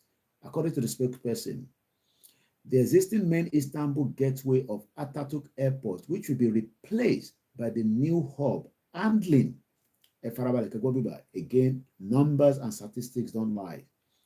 They'll be handling 918,000 tons as of 2016, is now expected to reach 1 million tons by the end of 2017. IGA Airport Operation Chief Executive Husseini Kaskin said Istanbul Airport is up to improve this capacity. Once open, the airport will have 2.5 million tons of cargo capacity. No, ṣé wọ́n bí Nàìjíríà mọ́ wa pé ká wà ń bẹ̀ nígbà tá à ń sọ pé ká kúrò níbẹ̀. Ìwọ wá ń jí làárọ̀, ó wá ń wáṣẹ́. Tó bá jẹ́ pé inú Turkey ló wà tí 2.5 tons of cargo láti kọjá in a year or whatever tí ó bàjẹ́, wà á mọ̀ pé wà á máa làágùn lójoojúmọ́. Ọlọ́run jẹ́ ọ̀ráyè lọ church gan sẹ̀ tí ó bá dé táwọn ọmọ máa fi délé wà á ti rẹ̀ online ló máa bá wọn ṣe. Currently, the airport with the largest global cargo movement is Hong Kong Airport. Only the largest lágbàáyé. The largest cargo movement is Hong Kong Airport with a volume slightly more than 4.5 million tons. Yet, the Istanbul new airport will have the capacity of 5.5 million tons when all its phases are completed. So Istanbul airport will beat the Hong Kong. Now, kí ló rò pé wọ́n move láti Istanbul yẹn láti Turkey tó fi ń di pé ó ń gba inú airport yẹn kọjá in terms of the cargo, in terms of the weight. And let me explain something to some of you. When I been to UK some 10 years ago, we couldn't get the tons, we couldn't get the numbers, because as at that time, nígbà táwa lọ sí Spitalfield, èmi àti Captain John, in tí wọ́n sọ fún wa ni pé in tó bá ti mú wa sign contract pé a lè deliver iṣu yẹn fún wọn, it has to be consistent. Kò ń ṣe pé àwa rí iṣu gbígbá ní month tó bá wá the next month, àwa gbé story sílẹ̀. There mo kí ẹ Kúnlé Bakers, òkú náwó bó ṣe fún wa lánàá náà ló tún fún wa lénìí. Thank you so much for the super chat. Tẹ́yìn bá wọ́ndà pé níbo lẹ ti ń send the super chat, ẹ bá ti lọ sórí WD76 media wa, you can do so. Mo kí Kúnlé Bakers and the rest of you. Lẹ́ẹ̀kan sí. You can also give us super chat. All this gift is just to say thank you so much. Àwọn ò lè ṣe tí wọ́n ń ṣe. Bàbá Lékìtà lè ṣe tẹ́ ń ṣe, ẹ ṣé àdúpẹ́. Yèyé Dára lè ṣe tẹ́ ń ṣe, ẹ̀yin náà gbà. It's also about that, you know. So, and we appreciate those of you that are doing it for us. It goes a long way. The question is, Fáyẹmí promise wa ní airport. Ṣé mọ̀ pé tó bá yẹ pé à ń produce nǹkan ní Èkìtì airport yẹn, kódà àwọn gan náà máa wá bí airport yẹn ṣe tètè fi ready, but because Èkìtì will produce anything. Èkìtì is not producing anything, just like the other states are not producing. Mo ní 5,000 containers tó ń dé sí Nàìjíríà lórí ship, ó ń padà empty, ààrí kankan kó sínú ẹ̀ pé a fẹ́ lọ tà níta. And this is why we are saying that we got to take back what belongs to us. Nigeria, bí bàbá Akíntóyè ṣe sọ, tí mo kọ sílẹ̀, mo gbọ́dọ̀ máa rán yín létí all the time. Nigeria has dragged our people into poverty. Ẹni tó bá busy tó ń ríṣẹ́ ṣe, ó ń ṣiṣẹ́ ní airport, tí ẹni pé kòkò lọ drop ẹrù síbẹ̀, ó ń handle goods inú farm kan ló wà, ẹ̀ ń produce nǹkan kan, onímọ́tò tó ń gùn, tó yẹ pé car purchase ni ó ń san díẹ̀díẹ̀, onílé tó ń gbé, tó ń ṣe face my face you, kò bá jẹ́ studio ni torí ò tí bímọ, tó bá dẹ̀ ti bímọ, ò ń gbé ní 2 bedroom, ọmọ ẹ̀ lọ sí school. Just like báwa náà ṣe ń gbé ní life ní bíbá. Just a simple life. Ìyẹn ni wọ́n máa rí ṣe láti 24 years. How old ni wọ́n nísìn? How long ló fi kó máa take? Tí wọ́n fi expect pé Koiki já ṣe sùúrù díẹ̀. Okay, bí a torí mi ti pé 40, ọmọ kékeré ṣì ní wà bí. O wọ́ṣẹ̀ bí ẹ lánàá ni. So, o tí fi pé ó jẹ́ kó ti máa gbádùn. O tí fi pé kí ayé ẹ̀ ti tẹ̀síwájú. O wá expect irú àwọn Fáyẹmí, o wá expect àwọn bàbá Fẹ́nifẹ́re, o wá expect Bọ̀dé George, o wá expect Fáyọ̀ṣe. Fáyọ̀ṣe ò lè gbé l'Èkìtì mọ́ nísìn. Victoria Island àbí Banana Island ló máa gbé nísìn. Kò lè gbé láàrin Èkìtì. Tó bá dẹ̀ máa wálé nǹkan kan, á wá take video, á lọ jẹun ní bókà, kẹ́lẹ̀ bá mọ̀ pé òun ọmọ Èkìtì sì lòun náà. They are all liars. Ondo state governor nísìn, òun ti gbé ní Ìbàdàn ló ń gbé ní, èmi mọ̀ bí tí governor ń gbé nínú state mi, tó dẹ̀ operate state mi, tó bá lè ṣiṣẹ́ yìí, ó ṣe resign. So Ọlọ́run kọ́ ló ń dá wa dúró lórí ìrìn àjò Yorùbá nation. Àwọn olóṣèlú yín, àwọn olóṣèlú wa, àwọn gangan ni the biggest threat tí wọ́n fi jẹ́ ká lọ. Because I'm looking at all these numbers. Tó bá dé Turkey láàárọ̀ yìí, tí bá lọ sí airport nísìn ní 5 o'clock, flight kan máa ń gbéra in another 1 hour lọ sí Turkey. Ó máa ń kún bámu ni. Bẹ́ẹ̀ni, our forefathers are not Nigeria. Ẹ jẹ́ ká padà síbi tí orísun wa wà. Kí ló difficult nínú yẹn? Oh, like orí olókun, ìyẹn ló ń bí yín nú.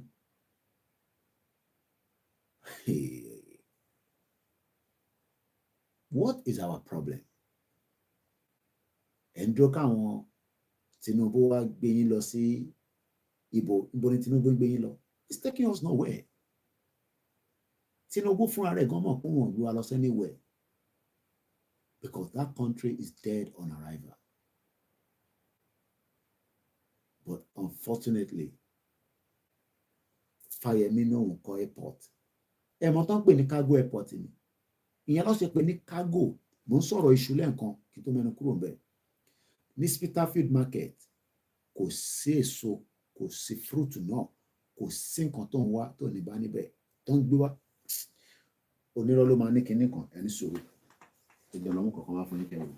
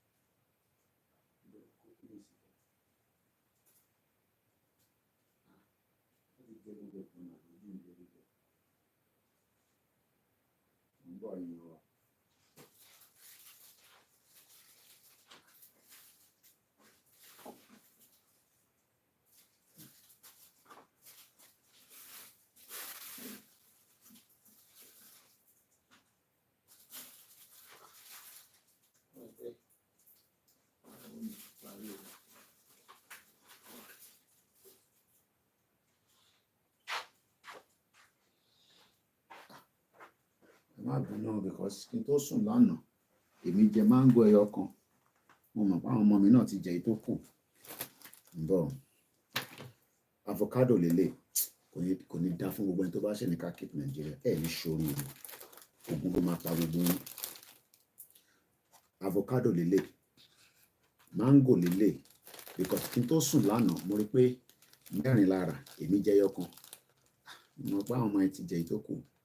Mango yìí nísìn tó ń wò yìí mango yìí gẹ́ẹ̀sì ibi tó ti wá wọ́n ṣe package ẹ̀ lélẹ̀ mẹ́rin lára avocado lélẹ̀ mango yìí ta ló lè gẹ́ẹ̀sì ibi tó ti gbé wá ìlú tó ti wá ta ló lè gẹ́ẹ̀sì ìlú tí mango yìí ti wá ó dùn bí mo rí rú ẹ̀rí béèrè pé ìlú wo ló ti wá.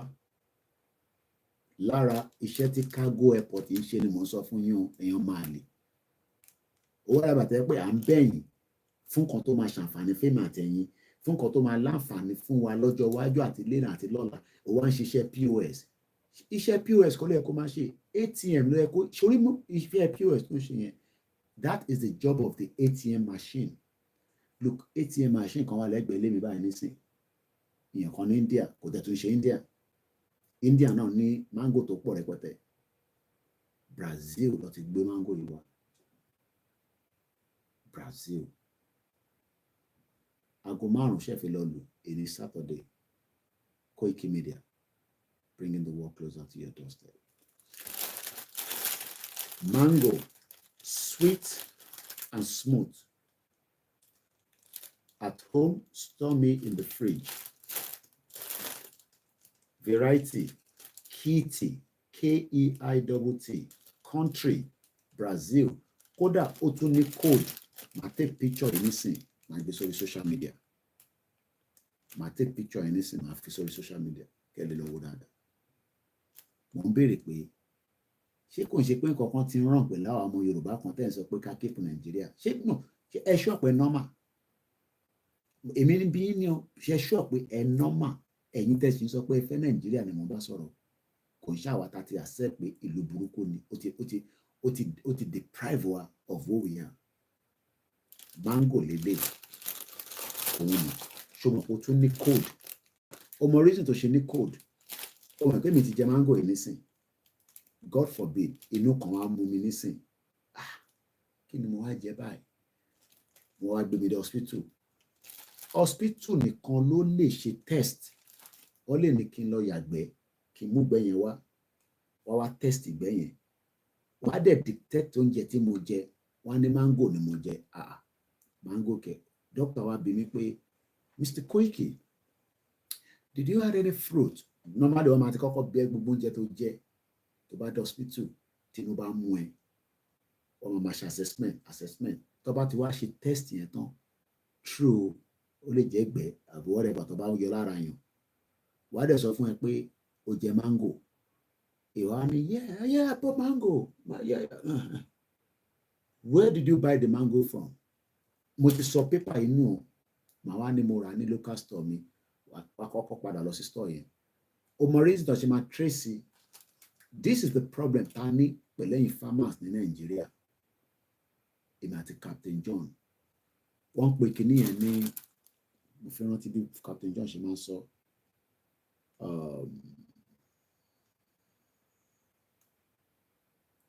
we cannot traceability o mọ bá ṣe máa trace mango yìí nísìn ibi tó farm tó ti wá gangan sórí kóòdù yìí nísìn ó ní TR code 668722 lot number L4505 ó tún ní another code kan SC2080 ó tún ní another one FW2 2 pieces that means pé farmer tó gbin mango yìí ara code ẹ̀ máa wà ní bíbá so that the problem bá wà traceability ìwọ tó ní Koiki máa send ìṣù sí ẹ ṣé mo lè trace ẹ tó bá sọ fún mi pé Ìsẹ́yìn ló ti ń kóṣù yẹn wá tó dẹ̀ mọ̀ pé irọ́ ló ń pa fún mi bóyá ọ̀nà bẹ́ẹ̀nú ẹ̀ ló ti lọ́nkù bóyá iṣu Ghana gan ló ń send sí mi báwo mo ṣe lè trace ẹ̀ padà it's called traceability. Nàìjíríà ò kì í ṣe country rárá evidence kan mo fún yín nísìn Nàìjíríà ò kì í ṣe torí tó bá ṣe sọ fún ẹ pé country ní Nàìjíríà to ẹ̀ dànù. I'm going to take a picture now and I'll upload this on social media. Bí ṣe kúkú máa yà náà ni ẹni tó bá gbọ́ program ló máa ní understanding ẹ̀ àwọn tó bá gbọ́ wọ́n máa bèrè pé kí ni wọ́n gbé sórí social media problem tí wọ́n nìyẹn practically mi máa ń jó pẹ̀lú ní bíbá so let's take the picture and upload it. Mo kí gbogbo ọlẹ́ nǹkan sí so kí wọ́n náà lọ́wọ́ tó bá ti dé orí social media kó zoom ẹ̀ dáadáa gbogbo tí mo kà fún ẹ tó bá jẹ́ rọ́ ni tó bá ti rí mi níta kọ̀nà mi lẹ́gbàá.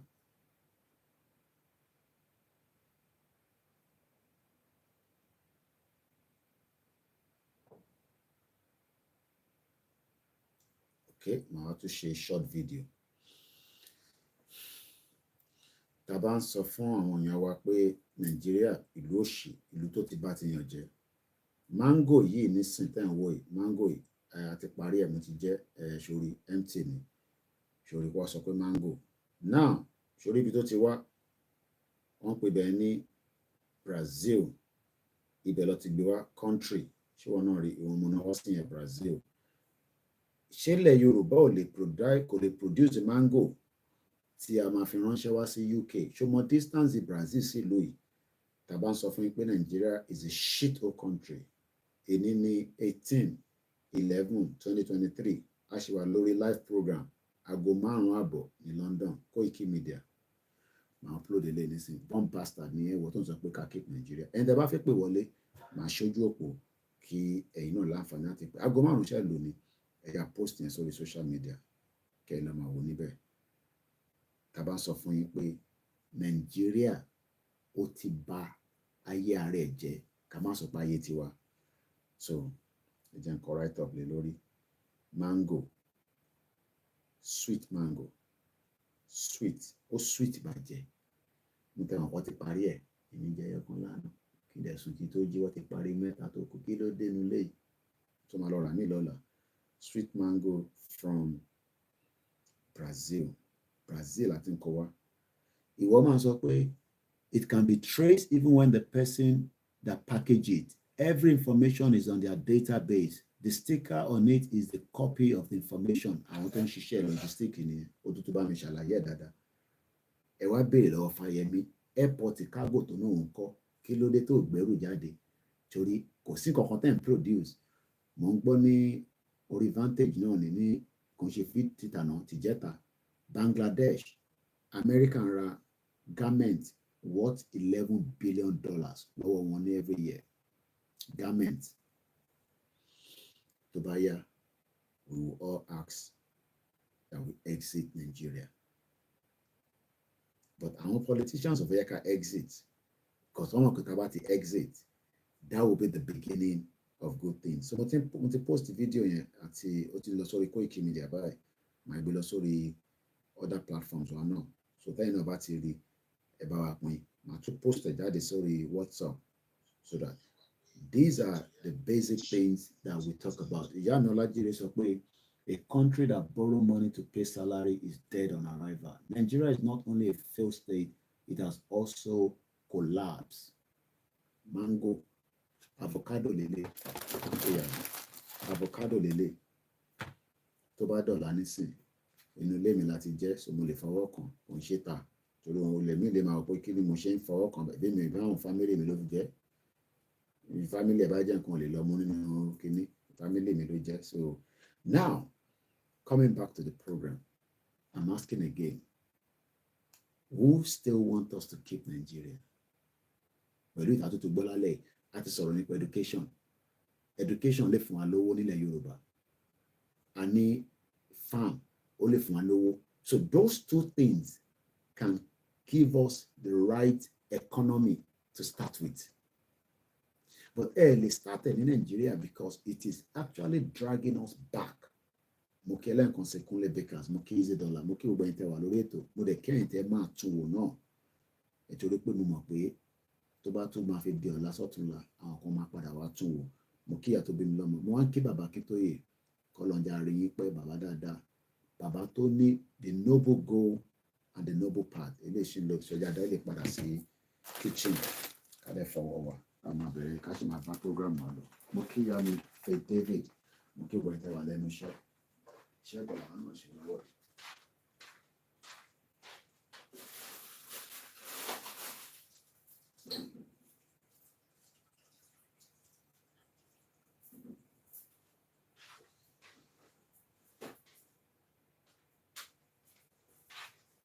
Moki wale konsepe.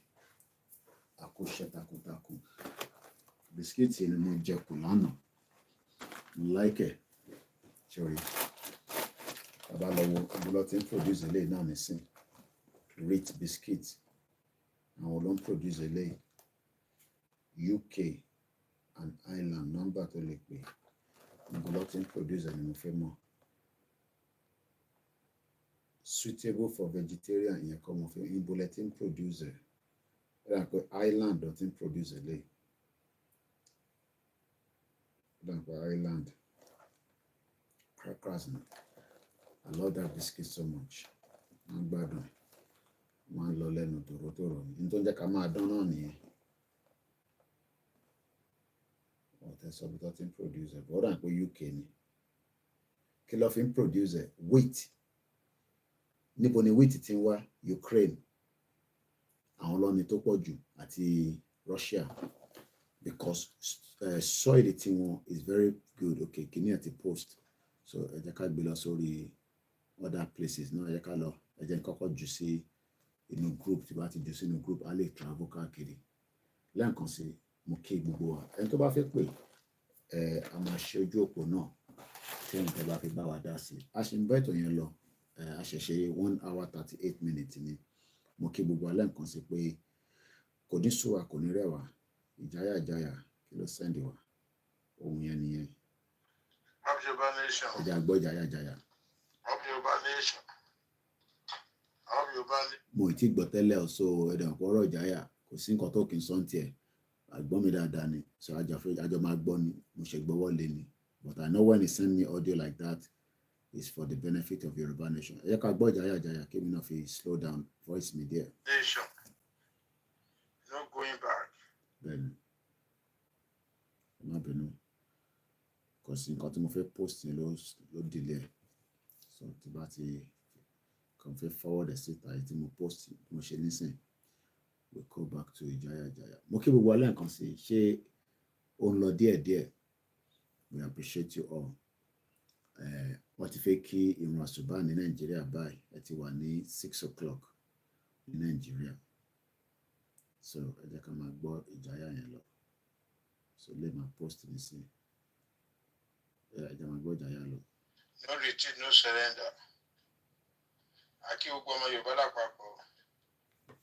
Aki olóyè Sunday Igboho, aki bàbá Akíntóyè, aki gbogbo agitator látòrí Kóìkì tó fi dórí àwọn sọ̀rọ̀sọ̀rọ̀, aki ìjáyà ọmọ Yorùbá ẹ ti ń sùn tẹ́nàtì máa padà di onílé. Yorùbá ẹ̀ ń sùn ẹ̀fẹ́ kí tẹ́nàtì padà donílé. Ẹ má gbé ẹni tí ìyá àti bàbá ọba ṣe Yorùbá, ẹ má fi jọba Ọ̀yọ́ bá wa o. Ẹni tí ìyá àti bàbá ọba kì í ṣọmọ Ọ̀yọ́, ẹ̀yin afọbajẹ́ Ọ̀yọ́, mò ń bá yín wí, mò ń bá yín sọ̀rọ̀, ẹ gbóhùn ẹnu mi. This is ìjáyà of Yorùbá nation. Ẹ̀yin Ọ̀yọ́, àtọ̀yọ́ Mèsì àti Báṣọ̀run, ẹ má fẹni tí ìyá ẹ̀ àti bàbá ẹ̀ tí ò bá kí í ṣe Yorùbá, ẹ má fi jà láàbí fún wa o. Ẹ má fi á Yorùbá, á Fúlàní, ẹ má fi jà láàfin Ọ̀yọ́ o. Ẹ má fi iná sórí òrùlé sùn. Ìyàtọ̀ mi ń jẹ wá ti tó. Ẹ má jẹ́ kí Yorùbá parun. Ẹni tí ìyá ẹ̀ àti bàbá ẹ̀ tí wọn bá ṣe Yorùbá, ẹ má fi jà láàfin Ọ̀yọ́ o. Látìgbà tá láàfin Ọ̀yọ́ ti dáyé, torí adé ti wà, ọmọ ìyá àti bàbá tó jẹ́ Yorùbá ló fi ń jẹ o. Ẹ má fún wa ní àmúlùmálà o. Ẹ má gbé ẹ̀jẹ̀kẹ́jẹ̀ tó máa dàwánú wọlé o. Tẹ bá ti fi Fúlàní á fi Yorùbá jà láàfin, ó máa di ẹ̀mí àbí olúwo. Ẹ má bínú. Mo post kìíní ẹ̀ sórí status mi. Ẹ jẹ́ ká padà. Ìtújáyà sọ is very, very important. So let's go back to him. Ó ní o. Eléyìí máa kọjá olúwo. Aláàfin Ọ̀yọ́ ó nẹ́nu nílẹ̀ Yorùbá gan o. Lẹ́yìn àwọn Odùduwà, Aláàfin ló kọ o. Ẹ má fi àdàmọ̀ dí Yorùbá jà Aláàfin fún wa o. Èyí tẹ dà wá rú tó o. Ìyà ti jẹ wá gan o. Ẹ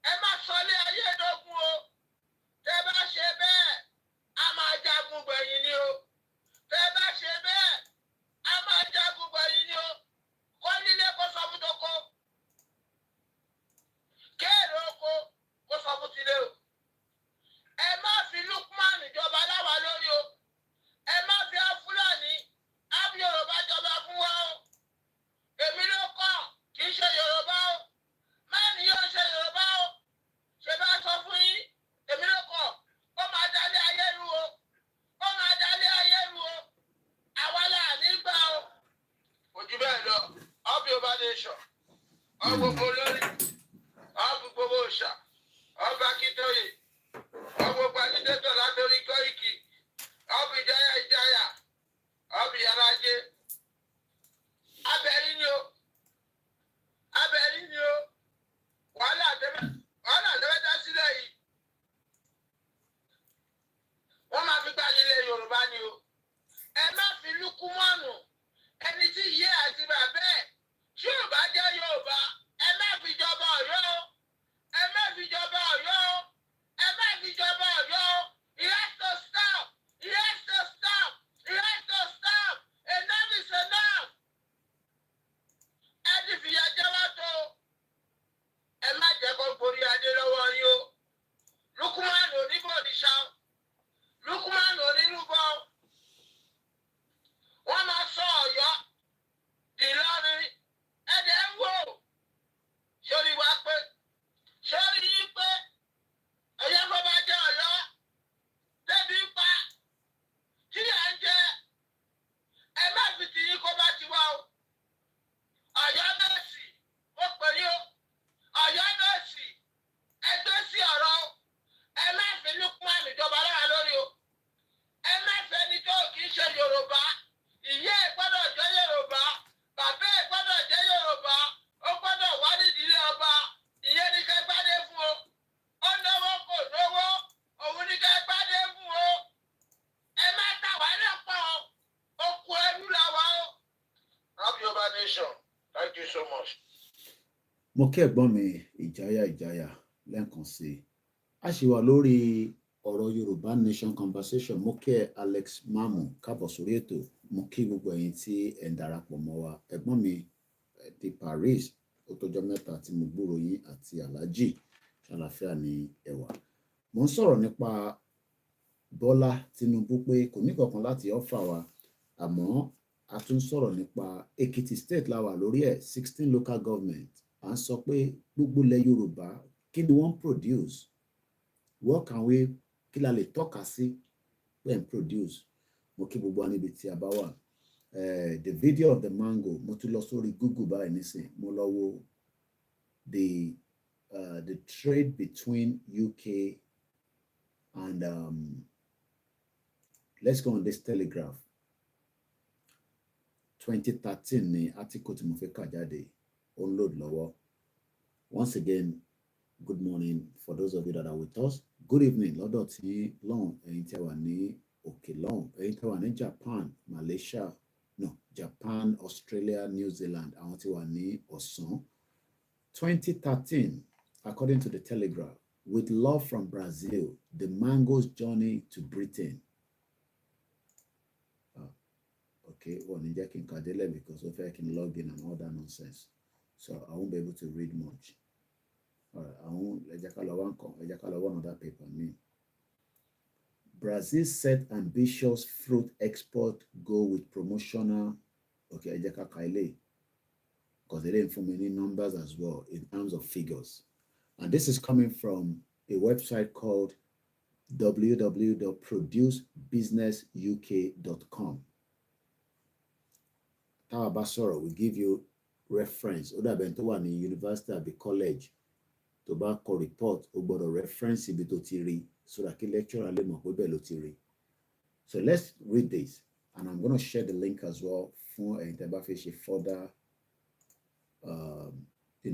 check on that, because people are there, they were just, not that they don't trust what we are saying, bí àwọn náà fẹ́ lò fún one or two things. Mo kí ẹ̀gbọ́n mi Frank Dudu, mo kí ẹ̀yin tẹ́ ti darapọ̀ mọ́ wa, àtẹ̀yin tẹ́ ṣe ń sùn tẹ́ máa bá wa lórí ètò.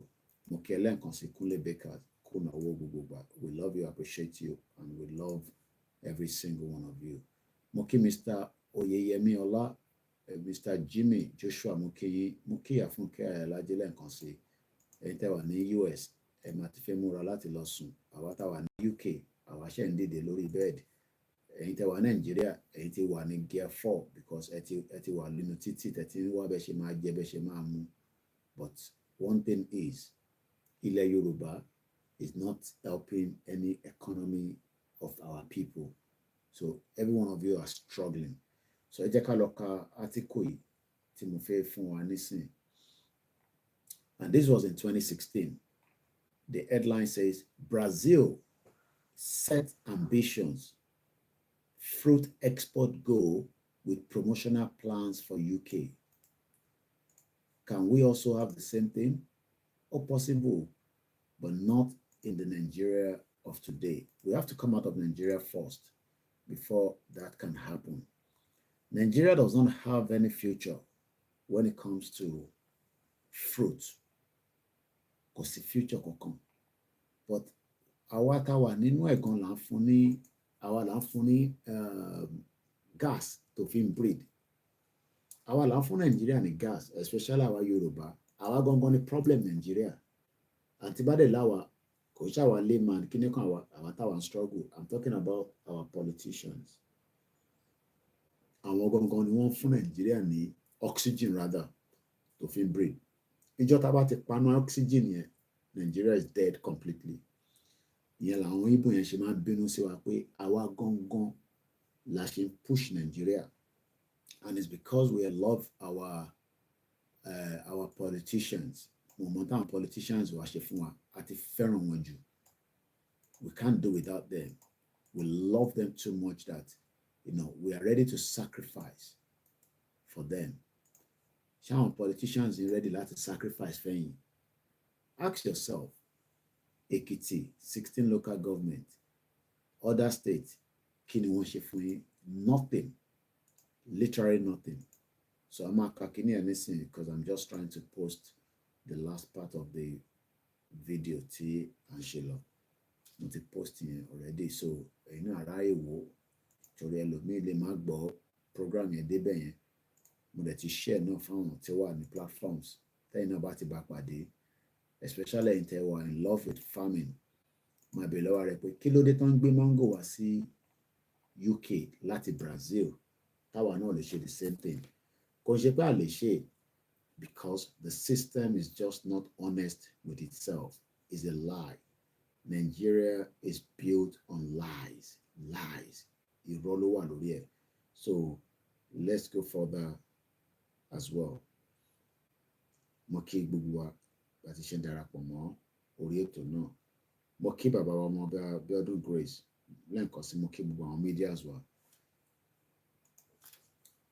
Armed with a new marketing stripe line, fruiters do Brazil's fruit from Brazil. Èso láti Brazil. Abra Fruiters, the Brazilian Association of Producers and Exporters of Fruit and its derivatives, has set itself the ambitious target of almost doubling Brazil fruit export value via a larger and diversified produce basket for markets including the UK. I should break down for Can we do the same thing? It is possible, but it's just that we are not honest, because Nigeria has literally, Nigeria has dragged our people into poverty. Kò jẹ́ kí ìyà jẹ wá rárá, but ìyà máa máa jẹ wá because we are still refusing to stop the oxygen tá ń fún Nigeria. Àwa là ń fún Nigeria ní oxygen tó fi ń breed. Ìjọ tá bá ti stop oxygen yẹn, that will be the end of Nigeria. But àwa la ṣe ń fuel, àwa là ń jẹ́ kí ó máa survive. And until every one of us, including myself, come to reality and say enough is enough. But for now, enough is not enough yet. That is why we are all struggling. And we will struggle for a very long time. Mo kí gbogbo ẹ̀yin tẹ́ ṣe wà lórí ìjókòó, gbogbo ibi tí ẹ ti ń gbọ́ wa. Fruit là ń sọ̀rọ̀ ẹ̀ nísìn tó ń wá láti Brazil. A ti sọ̀rọ̀ nípa cargo airport. Just to remind you quickly, Istanbul New Airport, ó ti beat ti Hong Kong. Hong Kong Airport was the largest global cargo movement with 4.5 million tons. But the new Istanbul Airport, and I've done a video there in case you go back on my page, a video with a capacity of 5.5 million tons. nígbà tí gbogbo face ẹ̀ bá bẹ̀rẹ̀ sí ṣiṣẹ́. Again, Keskin said that Istanbul airport will launch with flight ọkọ̀ bàálù to 350 destinations. Báwo làwọn èèyàn ṣe lè ní understanding kan tá à ń sọ ìwé? How do we break it down? Ọ̀nà wo la tún lè gbà tá lè fi ṣé ká ṣí orí yín ká kóǹkọ̀ sínú ẹ̀ ká wá lẹ̀ padà ni? Do you know what that means? If one airport, people can travel to 350 destinations, it's going to support Turkey's target export growth while increasing its capability in serving the e-commerce market.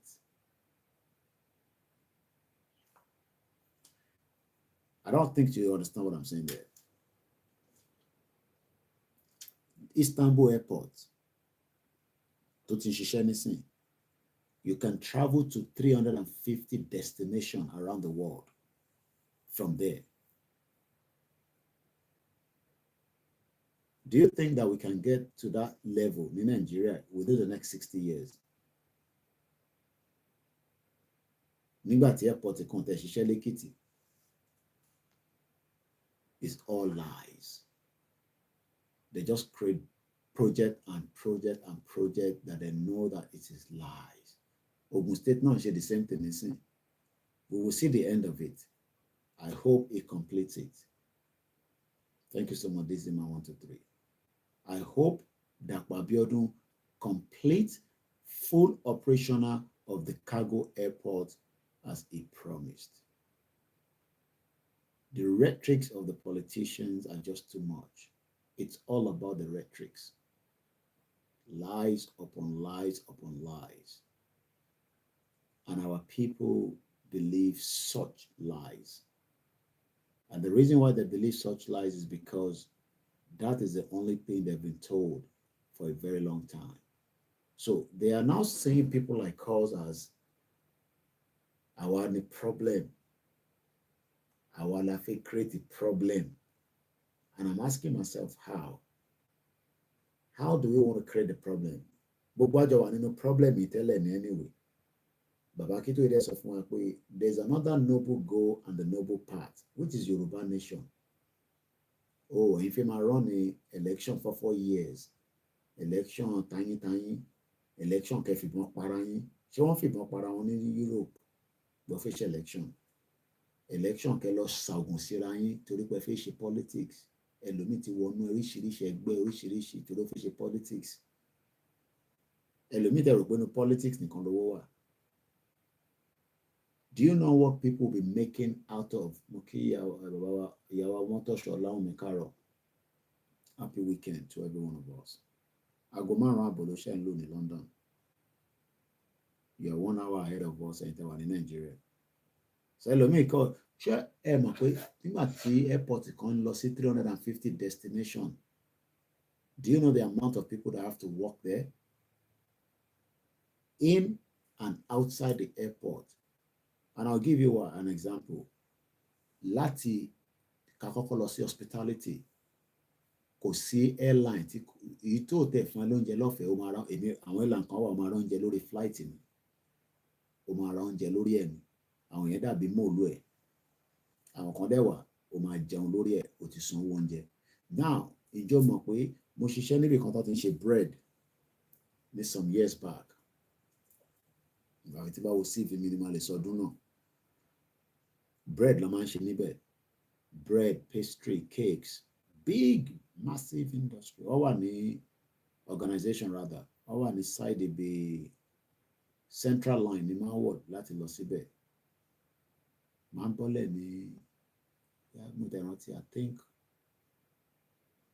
Borí central line ṣáà ni màá ti ń bọ́lẹ̀. 6 o'clock láàárọ̀ ni máa ń resume. 6 in the morning. Kí lèmi máa ń ṣe nígbà yẹn? We just prepare the dough. Ọmọ tán pè ní dough. Dough tó fi ń ṣe bread. A máa prepare. Then we bake the bread. I didn't spend much time with them, you know. I moved on again, as usual. I think I did about 3 months. Not assuming. But Kito Law, they got a contract with BA.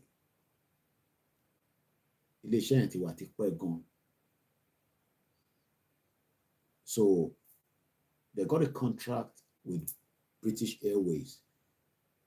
British Airways, just like this destination, British Airways travel to different countries. So you can now fly to one country. So I'll produce bread to that particular flight. So they kept testing and testing. No matter she bread in half now lo sheri lenu, show what tasty, you know. That is one organization to make owo by supplying bread to Omajelori flight.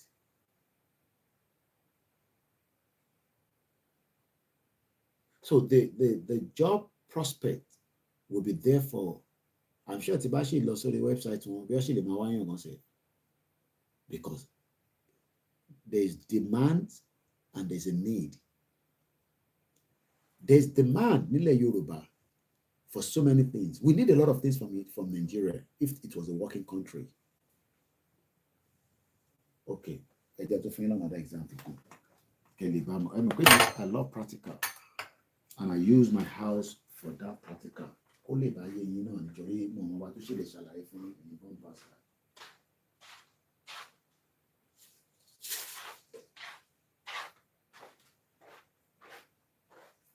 I'm not advertising for whoever produced this, but EPA. That means we need another one. EPA. I'm not advertising for whoever is producing this. But now, nígbà tí mo ti jẹ̀pà yìí tán nísìn, mo tún need another one because demand nìyẹn. But ṣé àwọn tó lè bá mi execute ṣé wọ́n wà? That means there's a business opportunity in everything.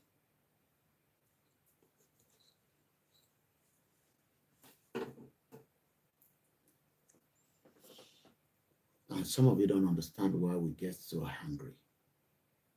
With that country, pull everything down. Because we're by anything. Now, Kapara story Brazil.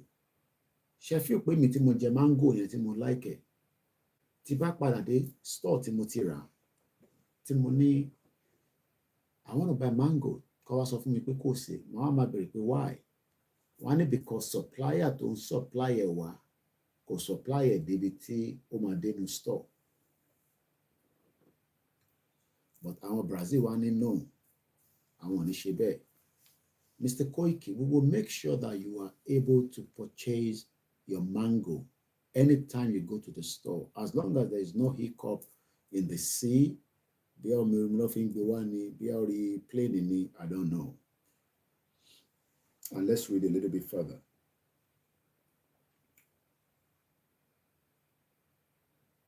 According to the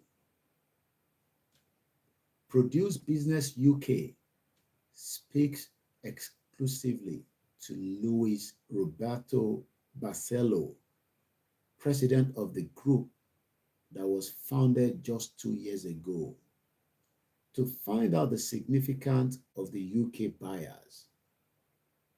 Àwọn tó fi ra mango ṣé wọ́n wà? Ṣé mo ráwọn tó lè rẹpà lọ́wọ́ mi tí bá gbé dé London? Oh yes, but mo fẹ́ ìtẹ́ máa sọ fún mi pé Koiki máa send it.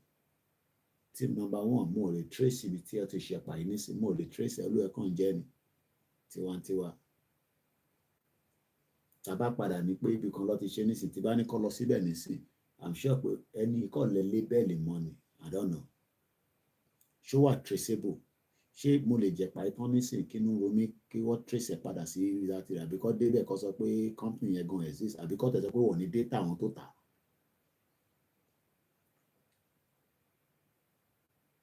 There's just too many nonsense that has gone wrong in that country. And the only reason we can pull out now is so that we can start afresh. But a lot of you don't want to start afresh because you are used to that same system.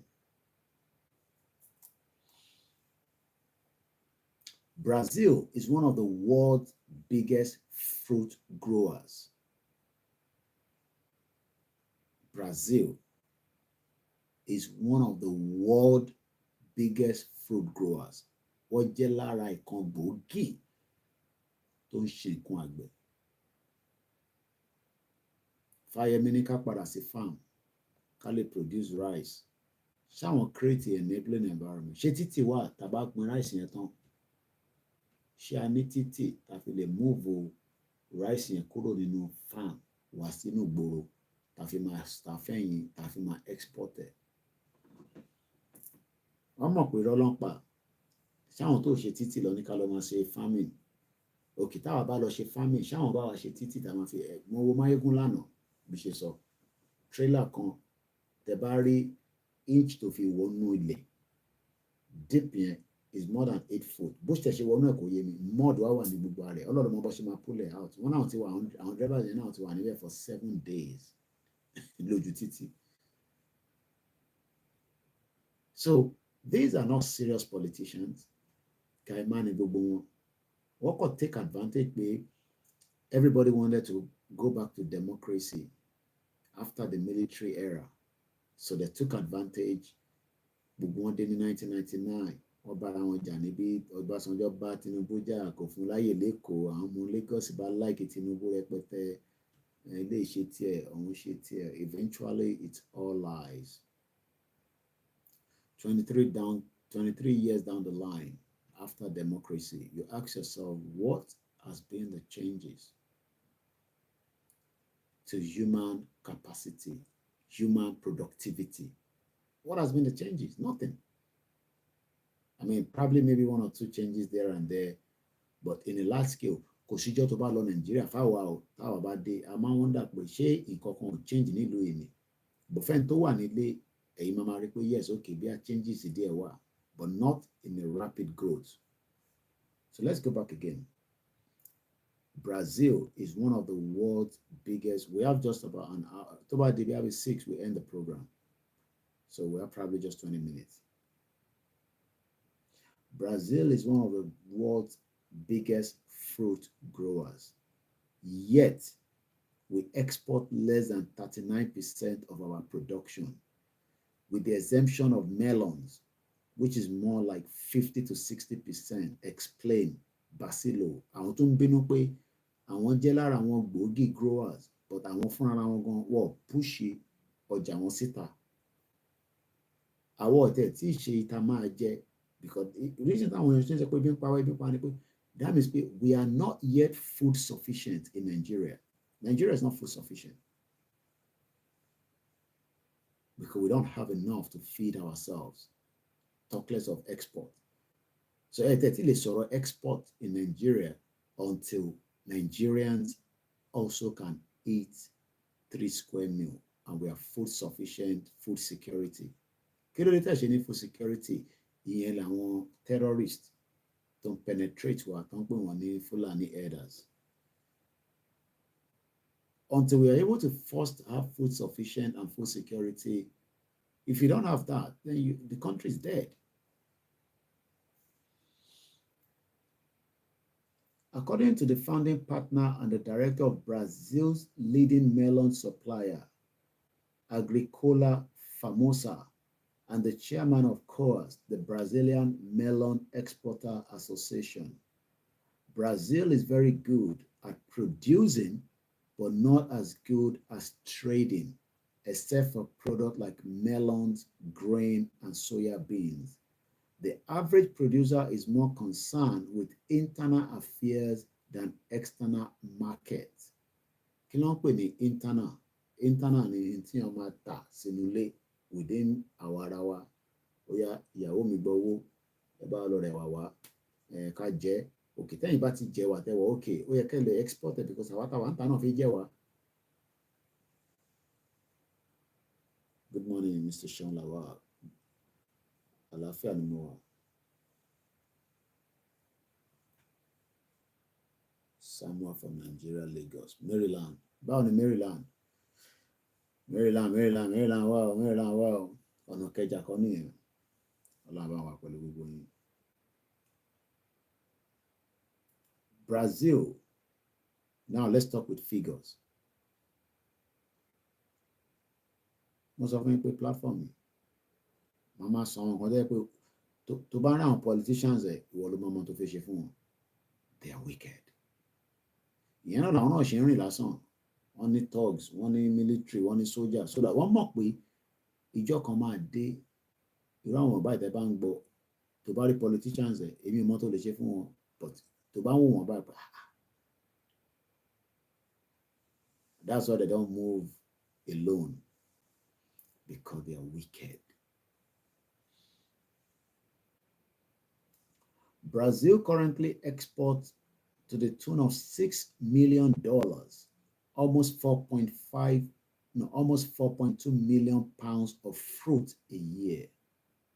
Mélòó ni Nigeria export in a year? Continue Basilo.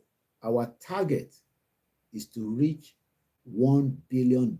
That's about 696 million by 2017. So article Timonkai is in 2016, March 22, 2016. And I'm going to share the link for the benefit of those of you that wants to go and read further. Okay, mo post on Facebook or Twitter. Video mango me. All right, and we didn't finish it. We post the picture already. So let's take you down to this. So in Toba fellow so I'm going to share that on Twitter or X Space. Reason why we still say Twitter because Tabani X Elomile understand what Twitter mean. So if you go on my X Space now, you'll find it there. The battle also the community Milori YouTube. You'll find it there. The battle also the KOIKIMEDIA.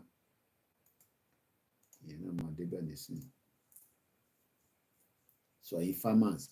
Hello, kanti mo nko. Kẹwàá béèrè lọ́wọ́ àwọn olóṣèlú yìí pé kí ló dé tí kò rí bẹ́ẹ̀? Is because they are not interested in farming. They prefer for you to have rice, import, turkey, import, everything, kashama imported. Or preferring. We're just 15 minutes away to the end of the program. So let's go back and finish the Brazil quickly.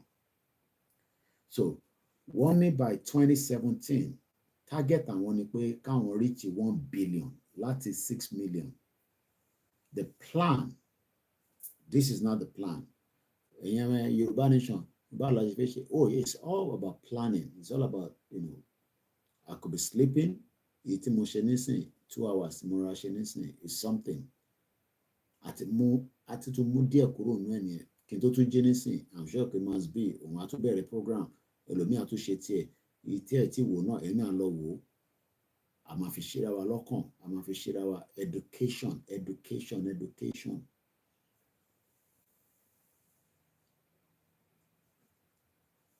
The plan is to increase our export volume by 30%. Can Nigeria increase their export value by 2024 with this new administration? I'm asking. Tell you, Emilokan and Yagbado family. Should President Bola Tinubu increase the export volume rather, by 30%? Do you know what that means? If that happens, that means anything you can send the was in, and you need to send the was in because you'll be making money as well. Could I mean you allow? But for that to happen, you need a system that works. Can Tinubu fix the system in the next 4 years, it's up to him. That's not my problem. He become the president, only president. So let him deal with the problem. And what are the problems? You can name them from now. You will get millions of problems that is wrong in Nigeria. Nigeria has millions of problems.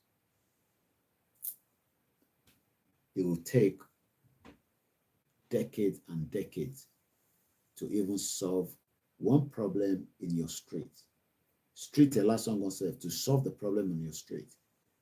But the country, solve problem. Oh yes. Because a new constitution will be drafted. And that constitution will be for we the people that are Yorubas. And whoever wants to live with us would have to abide by that new constitution. What can Tinubu do with the 1989 constitution? Is he going to pull it down? Do we have the numbers in the Senate? Do we have the numbers in the House? Ṣé wọ́n máa agree pẹ̀lú Tinubu pé kó pull down 1999 constitution kó lè favor Nigerians? I don't think so. So again, Tinubu will just be doing amendment. Ó ti travel lọ sí Germany nísìn. Ó ṣẹ̀dé láti Guinea-Bissau. Ó ti tún sá lọ sí Germany. Ó ṣẹ̀dé láti Saudi. Ó gbàbẹ̀ lọ sí Guinea-Bissau. Wọ́n ṣe independence. Is already in Germany. Tó bá ti débẹ̀ lánàá. Because Germany ò jì sí Nigeria. Tó bá dẹ̀ máa jì náà tó máa fi di àárọ̀ yìí. The Air Force, the Nigerian Air Force will land in Germany. I don't know kí ló lọ ṣe in Germany. Wọ́n náà lọ ṣe business summit. Again, by 2017, they plan to increase their export volume by 30%. Brazil has the potential to become one of the most important fruit supplier in the world. Can Nigeria become the food supplier in the world? We must be able to feed ourselves before we can talk about supplying to the world. Which part of the world do you want to supply to? Because you are all still hungry. I am hungry. So where are we going to supply to when our people cannot eat 3 square meals? Every day people are crying the cost of living. Indeed, Brazil has a huge food production capacity for many food products, including fruit, according to Abra Fruiters. What is important for the group, however, is that the country succeed in satisfying demand without damaging the environmental. Can we have demands of epalason? Ṣé lè bá mi send ẹ̀pà lọ sí France in large quantity? Tó ń ṣe ìtẹ́kọ̀ máa ṣe package mélòó kan tó máa di next month máa ní mo need the same amount. Ẹ máa sọ fún mi pé Mr. Koiki àwọn tó ń supply ẹ̀pà láti north Fúlàní ti pa gbogbo wọn dànù àbí bòròrò. Why are we living in denial? What is our problem? Why are we finding it difficult to pull out now? It's because some of you are part of the oxygen don't feed in Nigeria. And if you listen to anybody from abroad, don't pray Nigeria will be okay. So thank you so much. Maybe you want to come down and let us live inside it together. And let me just complete back again to the Ekiti airport. The airport is expected to accommodate cargo and passenger services, according to Dr. Fayemi, that lied. Okparo fún àwọn ọmọ Ekiti, Okparo fún Nigerians, òun àti Seriki Adi, àwọn criminals, that we are going to produce cargo airport for Ekiti people. Àwọn Ekiti tí wọ́n produce nǹkankan lọ Chicago airport. I mean, ṣe better money kan tẹ́ fẹ́ produce kẹ́ máa lọ Chicago airport. Owó tẹ́ kọ́ fi ṣe títì, kọ́kọ́ fi develop inú ìlú. Wọ́n launch because mọ̀ pé cargo airport ìyẹn máa consume owó tó pọ̀. Fáyẹmí ti lọ nísìnyí, ó ti jẹun tó máa jẹ, ó tún gbé fún Oyèbánjí wo project yẹn pé show what can continue àbí kémi náà ṣe kí n abandon ẹ̀. ẹ lọ síbẹ̀ nísìnyí igbó tí ń wù ní gbogbo ibi tó pè ní cargo airport ṣé bẹ́ẹ̀ ṣe fẹ́ continue life náà nìyẹn. He also described the airport as a dream come true for Ekiti people. Bí àbálẹ́ Ekiti ṣe wà pẹ̀lú ẹ̀rọ rẹ̀ ti sùn padà. Fáyẹmí sọ pé airport yẹn o ẹ káàárọ̀ ẹ̀gbọ́n mi Yẹmí Fatoki. You're welcome to the program. A ti fẹ́ parí ètò. Àwa 10 minutes to the end of the program. A ti bẹ̀rẹ̀ láti almost 2 hours 20 minutes ago. The lies, the rhetorics, Nigerians are used to that now. So they're finding it difficult to believe what we are saying because we have now become the enemy to many of you. We have become the stumbling block.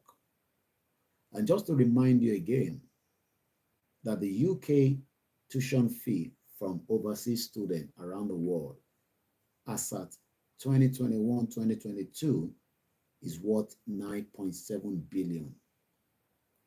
Ondo State could give us similar to that in education. Any of the Yoruba state can do that. I'm asking again before we go. What are we getting out from our state as of today? An average international student spends £22,000 per year. That is a huge amount of money for Walati Nigeria to the Walati poor background. So what you do, you lie to the UK government that you can pay that tuition fee. But you know you can't. You're lying. There's nothing wrong in that. But have you thought about if we have our own Yoruba economy where people will come and study and pay us the same amount in Yoruba currency? Have you thought about that?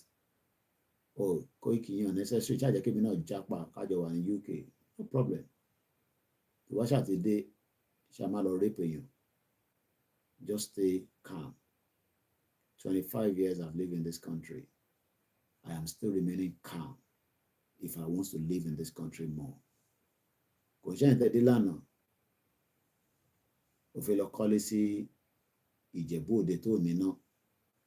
better start thinking about surviving here first before you think about home.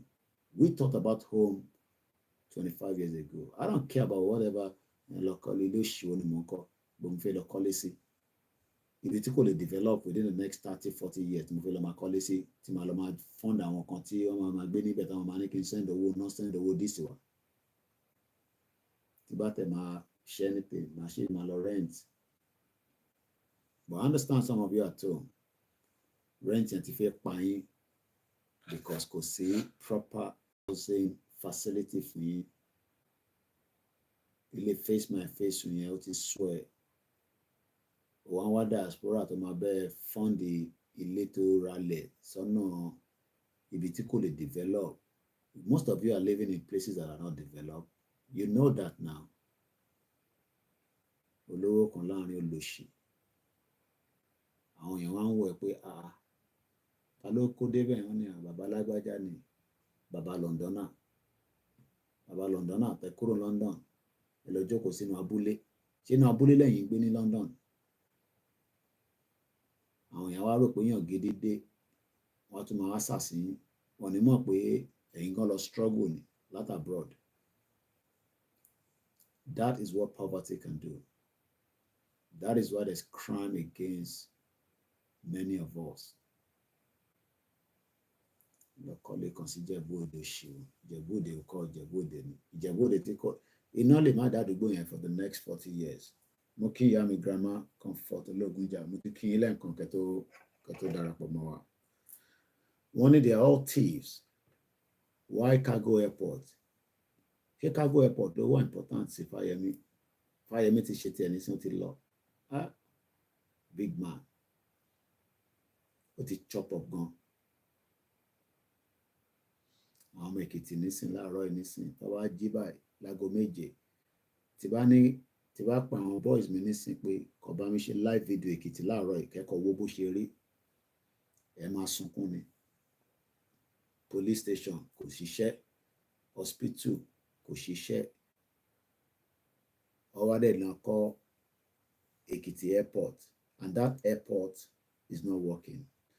Fáyẹmí sọ pé bẹ́ẹ̀ ni ẹ káàárọ̀ mọ́, àti wà lórí ẹ̀ láti bí 2 hours àti fẹ́ máa mú wálẹ̀ díẹ̀. Ẹ ṣé gan ni, ẹ kú gbogbo wa, ẹ kú àdúró tì wá mọ́. He also described the airport as a dream come true.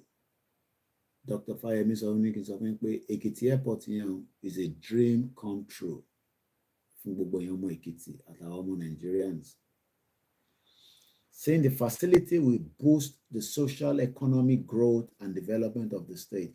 If it is working, yeah, I mean, social economic growth and development of the state. But ó fẹ́ develop state, ṣe títì kan tó máa gbé ẹrù láti inú oko wá sínú airport. Ṣé rí pé they are liars, because if you're going to move goods, bá ṣe sọ fún yín pé ní Turkey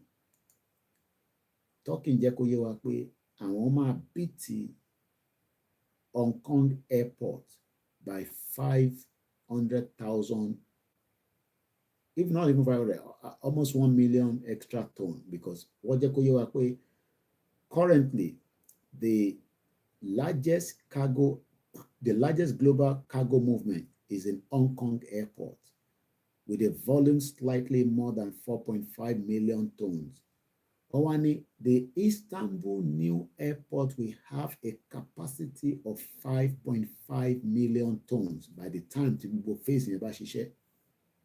Wọ́n tó wá ń jẹ́ kó yé wa pé Istanbul airport yẹn o, láti bẹ̀ o, flight tó ń gbéra láti bẹ̀ ó lọ sí 350 destination, supporting Turkey's target export growth while increasing its capability in serving the e-commerce market. Fáyẹmí náà wá ń jẹ́ kó yé yín pé cargo airport tóun ò parí o, kó yé Banji parí ẹ̀, òun ti ṣe wọ̀nba tóun lè ṣe, òun ti àti fún structure, wọ́n lè ti ya picture, wọ́n ti fi defraud everybody, just like bí former aviation minister bó ṣe defraud gbogbo wa, tó lọ gbé plane wá láti Ethiopia, wọ́n kùn ní green white green, wọ́n ya picture, and billions of naira ó ti jóná. Tẹ́ bá béèrè pé níbo ni Sẹ́ríkì Adé wà nísìn, ó lè wà ní Saudi Arabia nísìn. Mo kí yàrá Mojí Adésanya káàbọ̀. And this is the lies that this politician cook every day for us, and we just accept it. This man sọ pé imagine Nigeria is not among top 10 countries in Africa with developed infrastructures. Once again, I hope you enjoy the program. If you do, it is a world-class standard, Fáyẹmí later said in a series of tweets. Being a Category 4E airport, this means we can accommodate the large cargo aircraft. Ìyẹn pẹ́ díẹ̀ kó tó land. Kí cargo aircraft tó land Èkìtì airport, á pẹ́ díẹ̀ kò lè yẹn ó lè má jẹ́ generation tiwa if we continue in that trajectory.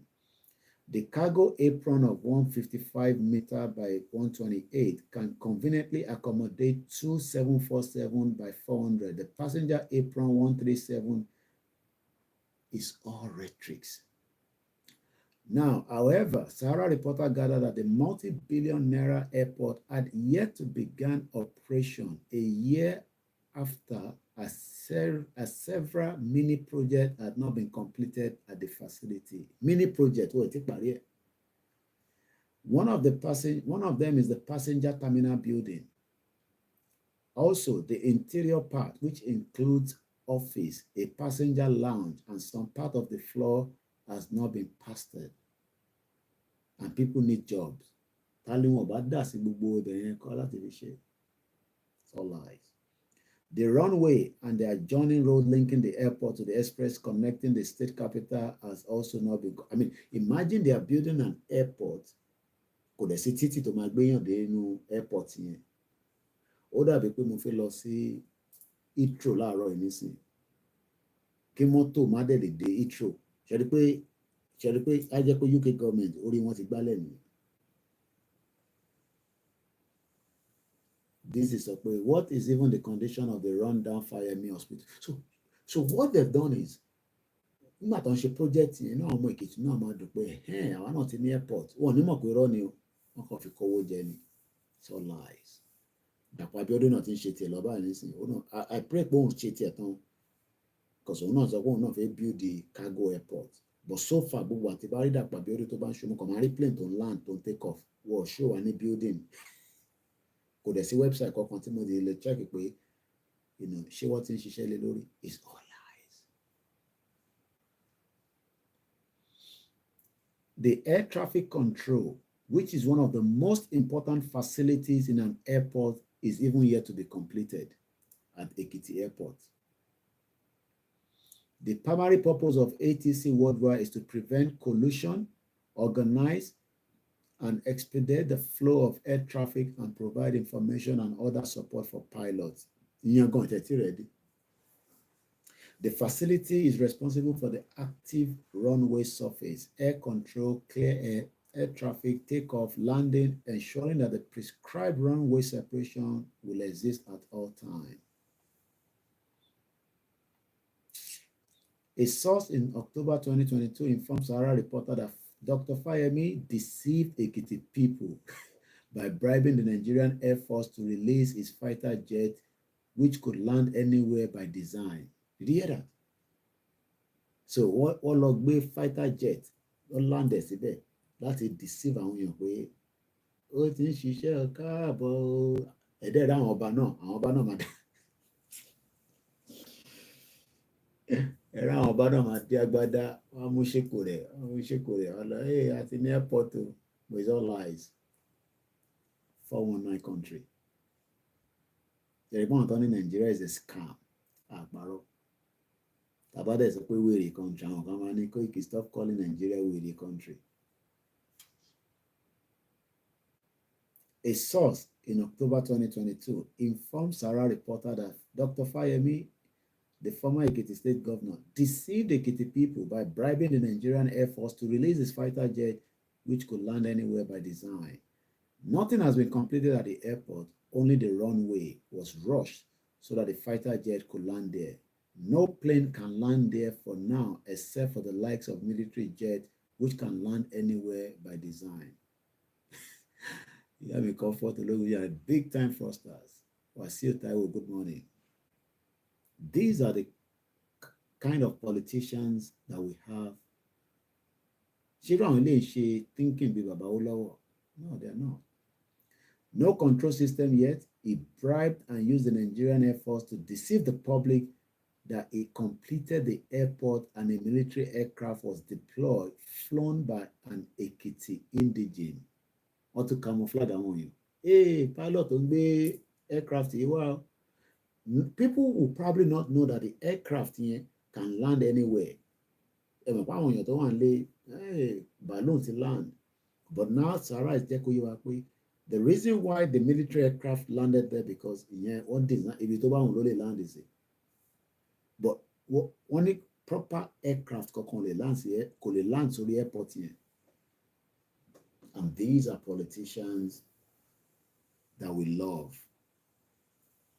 Yami Comfort, Grandma Delene, they are all jokers. And when we are now saying to our people that ṣé mama continue náà lélẹ̀ wá ní Koiki má worry ọ̀nà turn by turn èmi náà fẹ́ lọ jẹ́ tèmi ṣáàjẹ́ kémi jẹ́ tèmi náà ká tó pín gbogbo ẹ̀. All the visitors that attended the swearing in flew to Akure from where most were ferried to Ado-Ekiti by helicopter for the ceremony.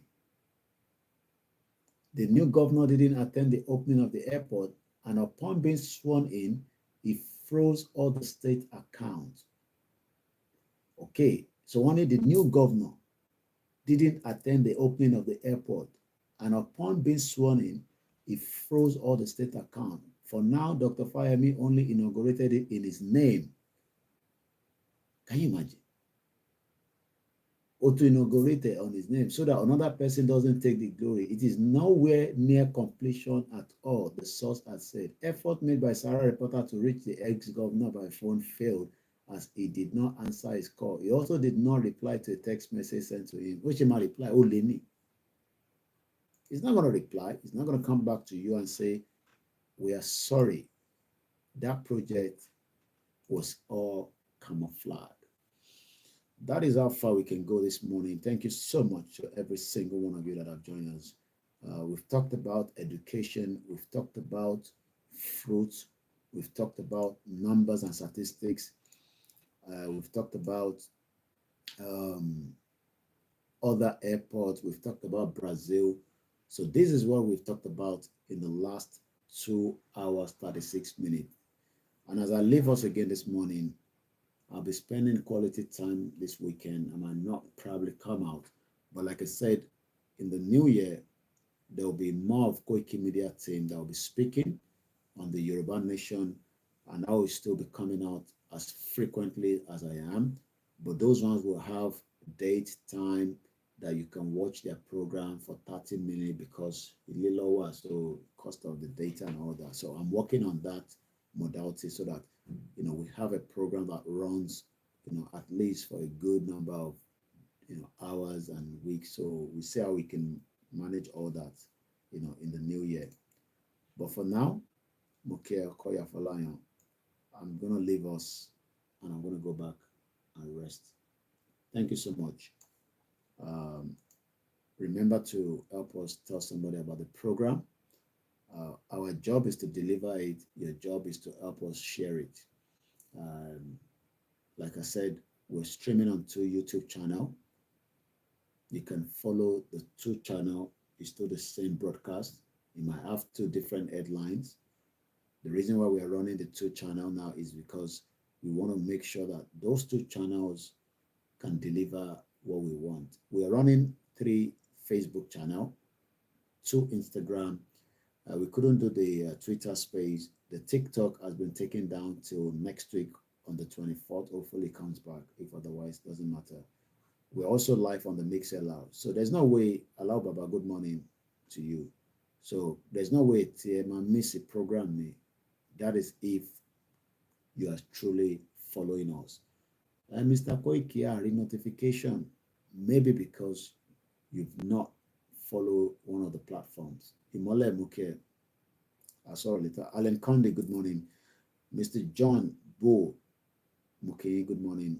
Babawa Kim Ayodele Mori Muke Bomi Obara, Mr. Majid Ibrahim, Ayomi Kondamiju, my brother. I'm just seeing some of your comments in our KOIKIMEDIA. Mr. Latif Olamide Adelaja Adewole, Engineer Olasukomi, Mr. Tobe Ugo. And I think that's about it. And those of you that are also watching us on the Twitter this morning, I cite you all. And as I leave us, I pray that Obeledumare will not allow anyone to take the territory that belongs to the Yoruba people. It belongs to us. It doesn't belong to the politicians. It doesn't belong to any single one of them.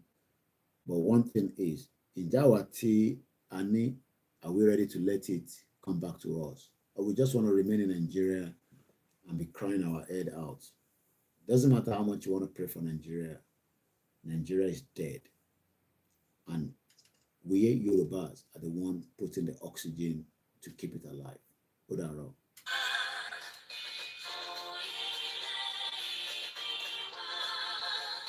Kabega, Kabega, Kabega, Faleri, Ìgbàgbọ́ ni pé àti bẹ̀rù làbọ̀ mọ́. Kashisha, Kashisha, Kashisha, Kajola, Ìṣọ̀kan àtòmìnira,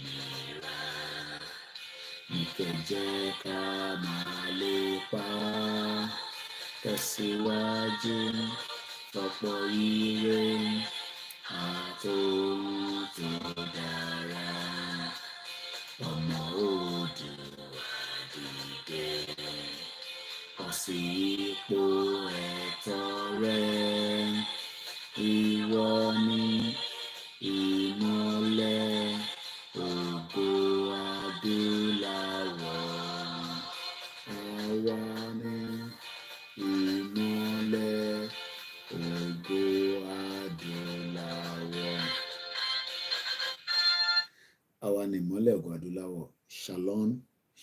Shalom. Happy weekend to everyone. Enjoy the rest of the weekend. Bye for now.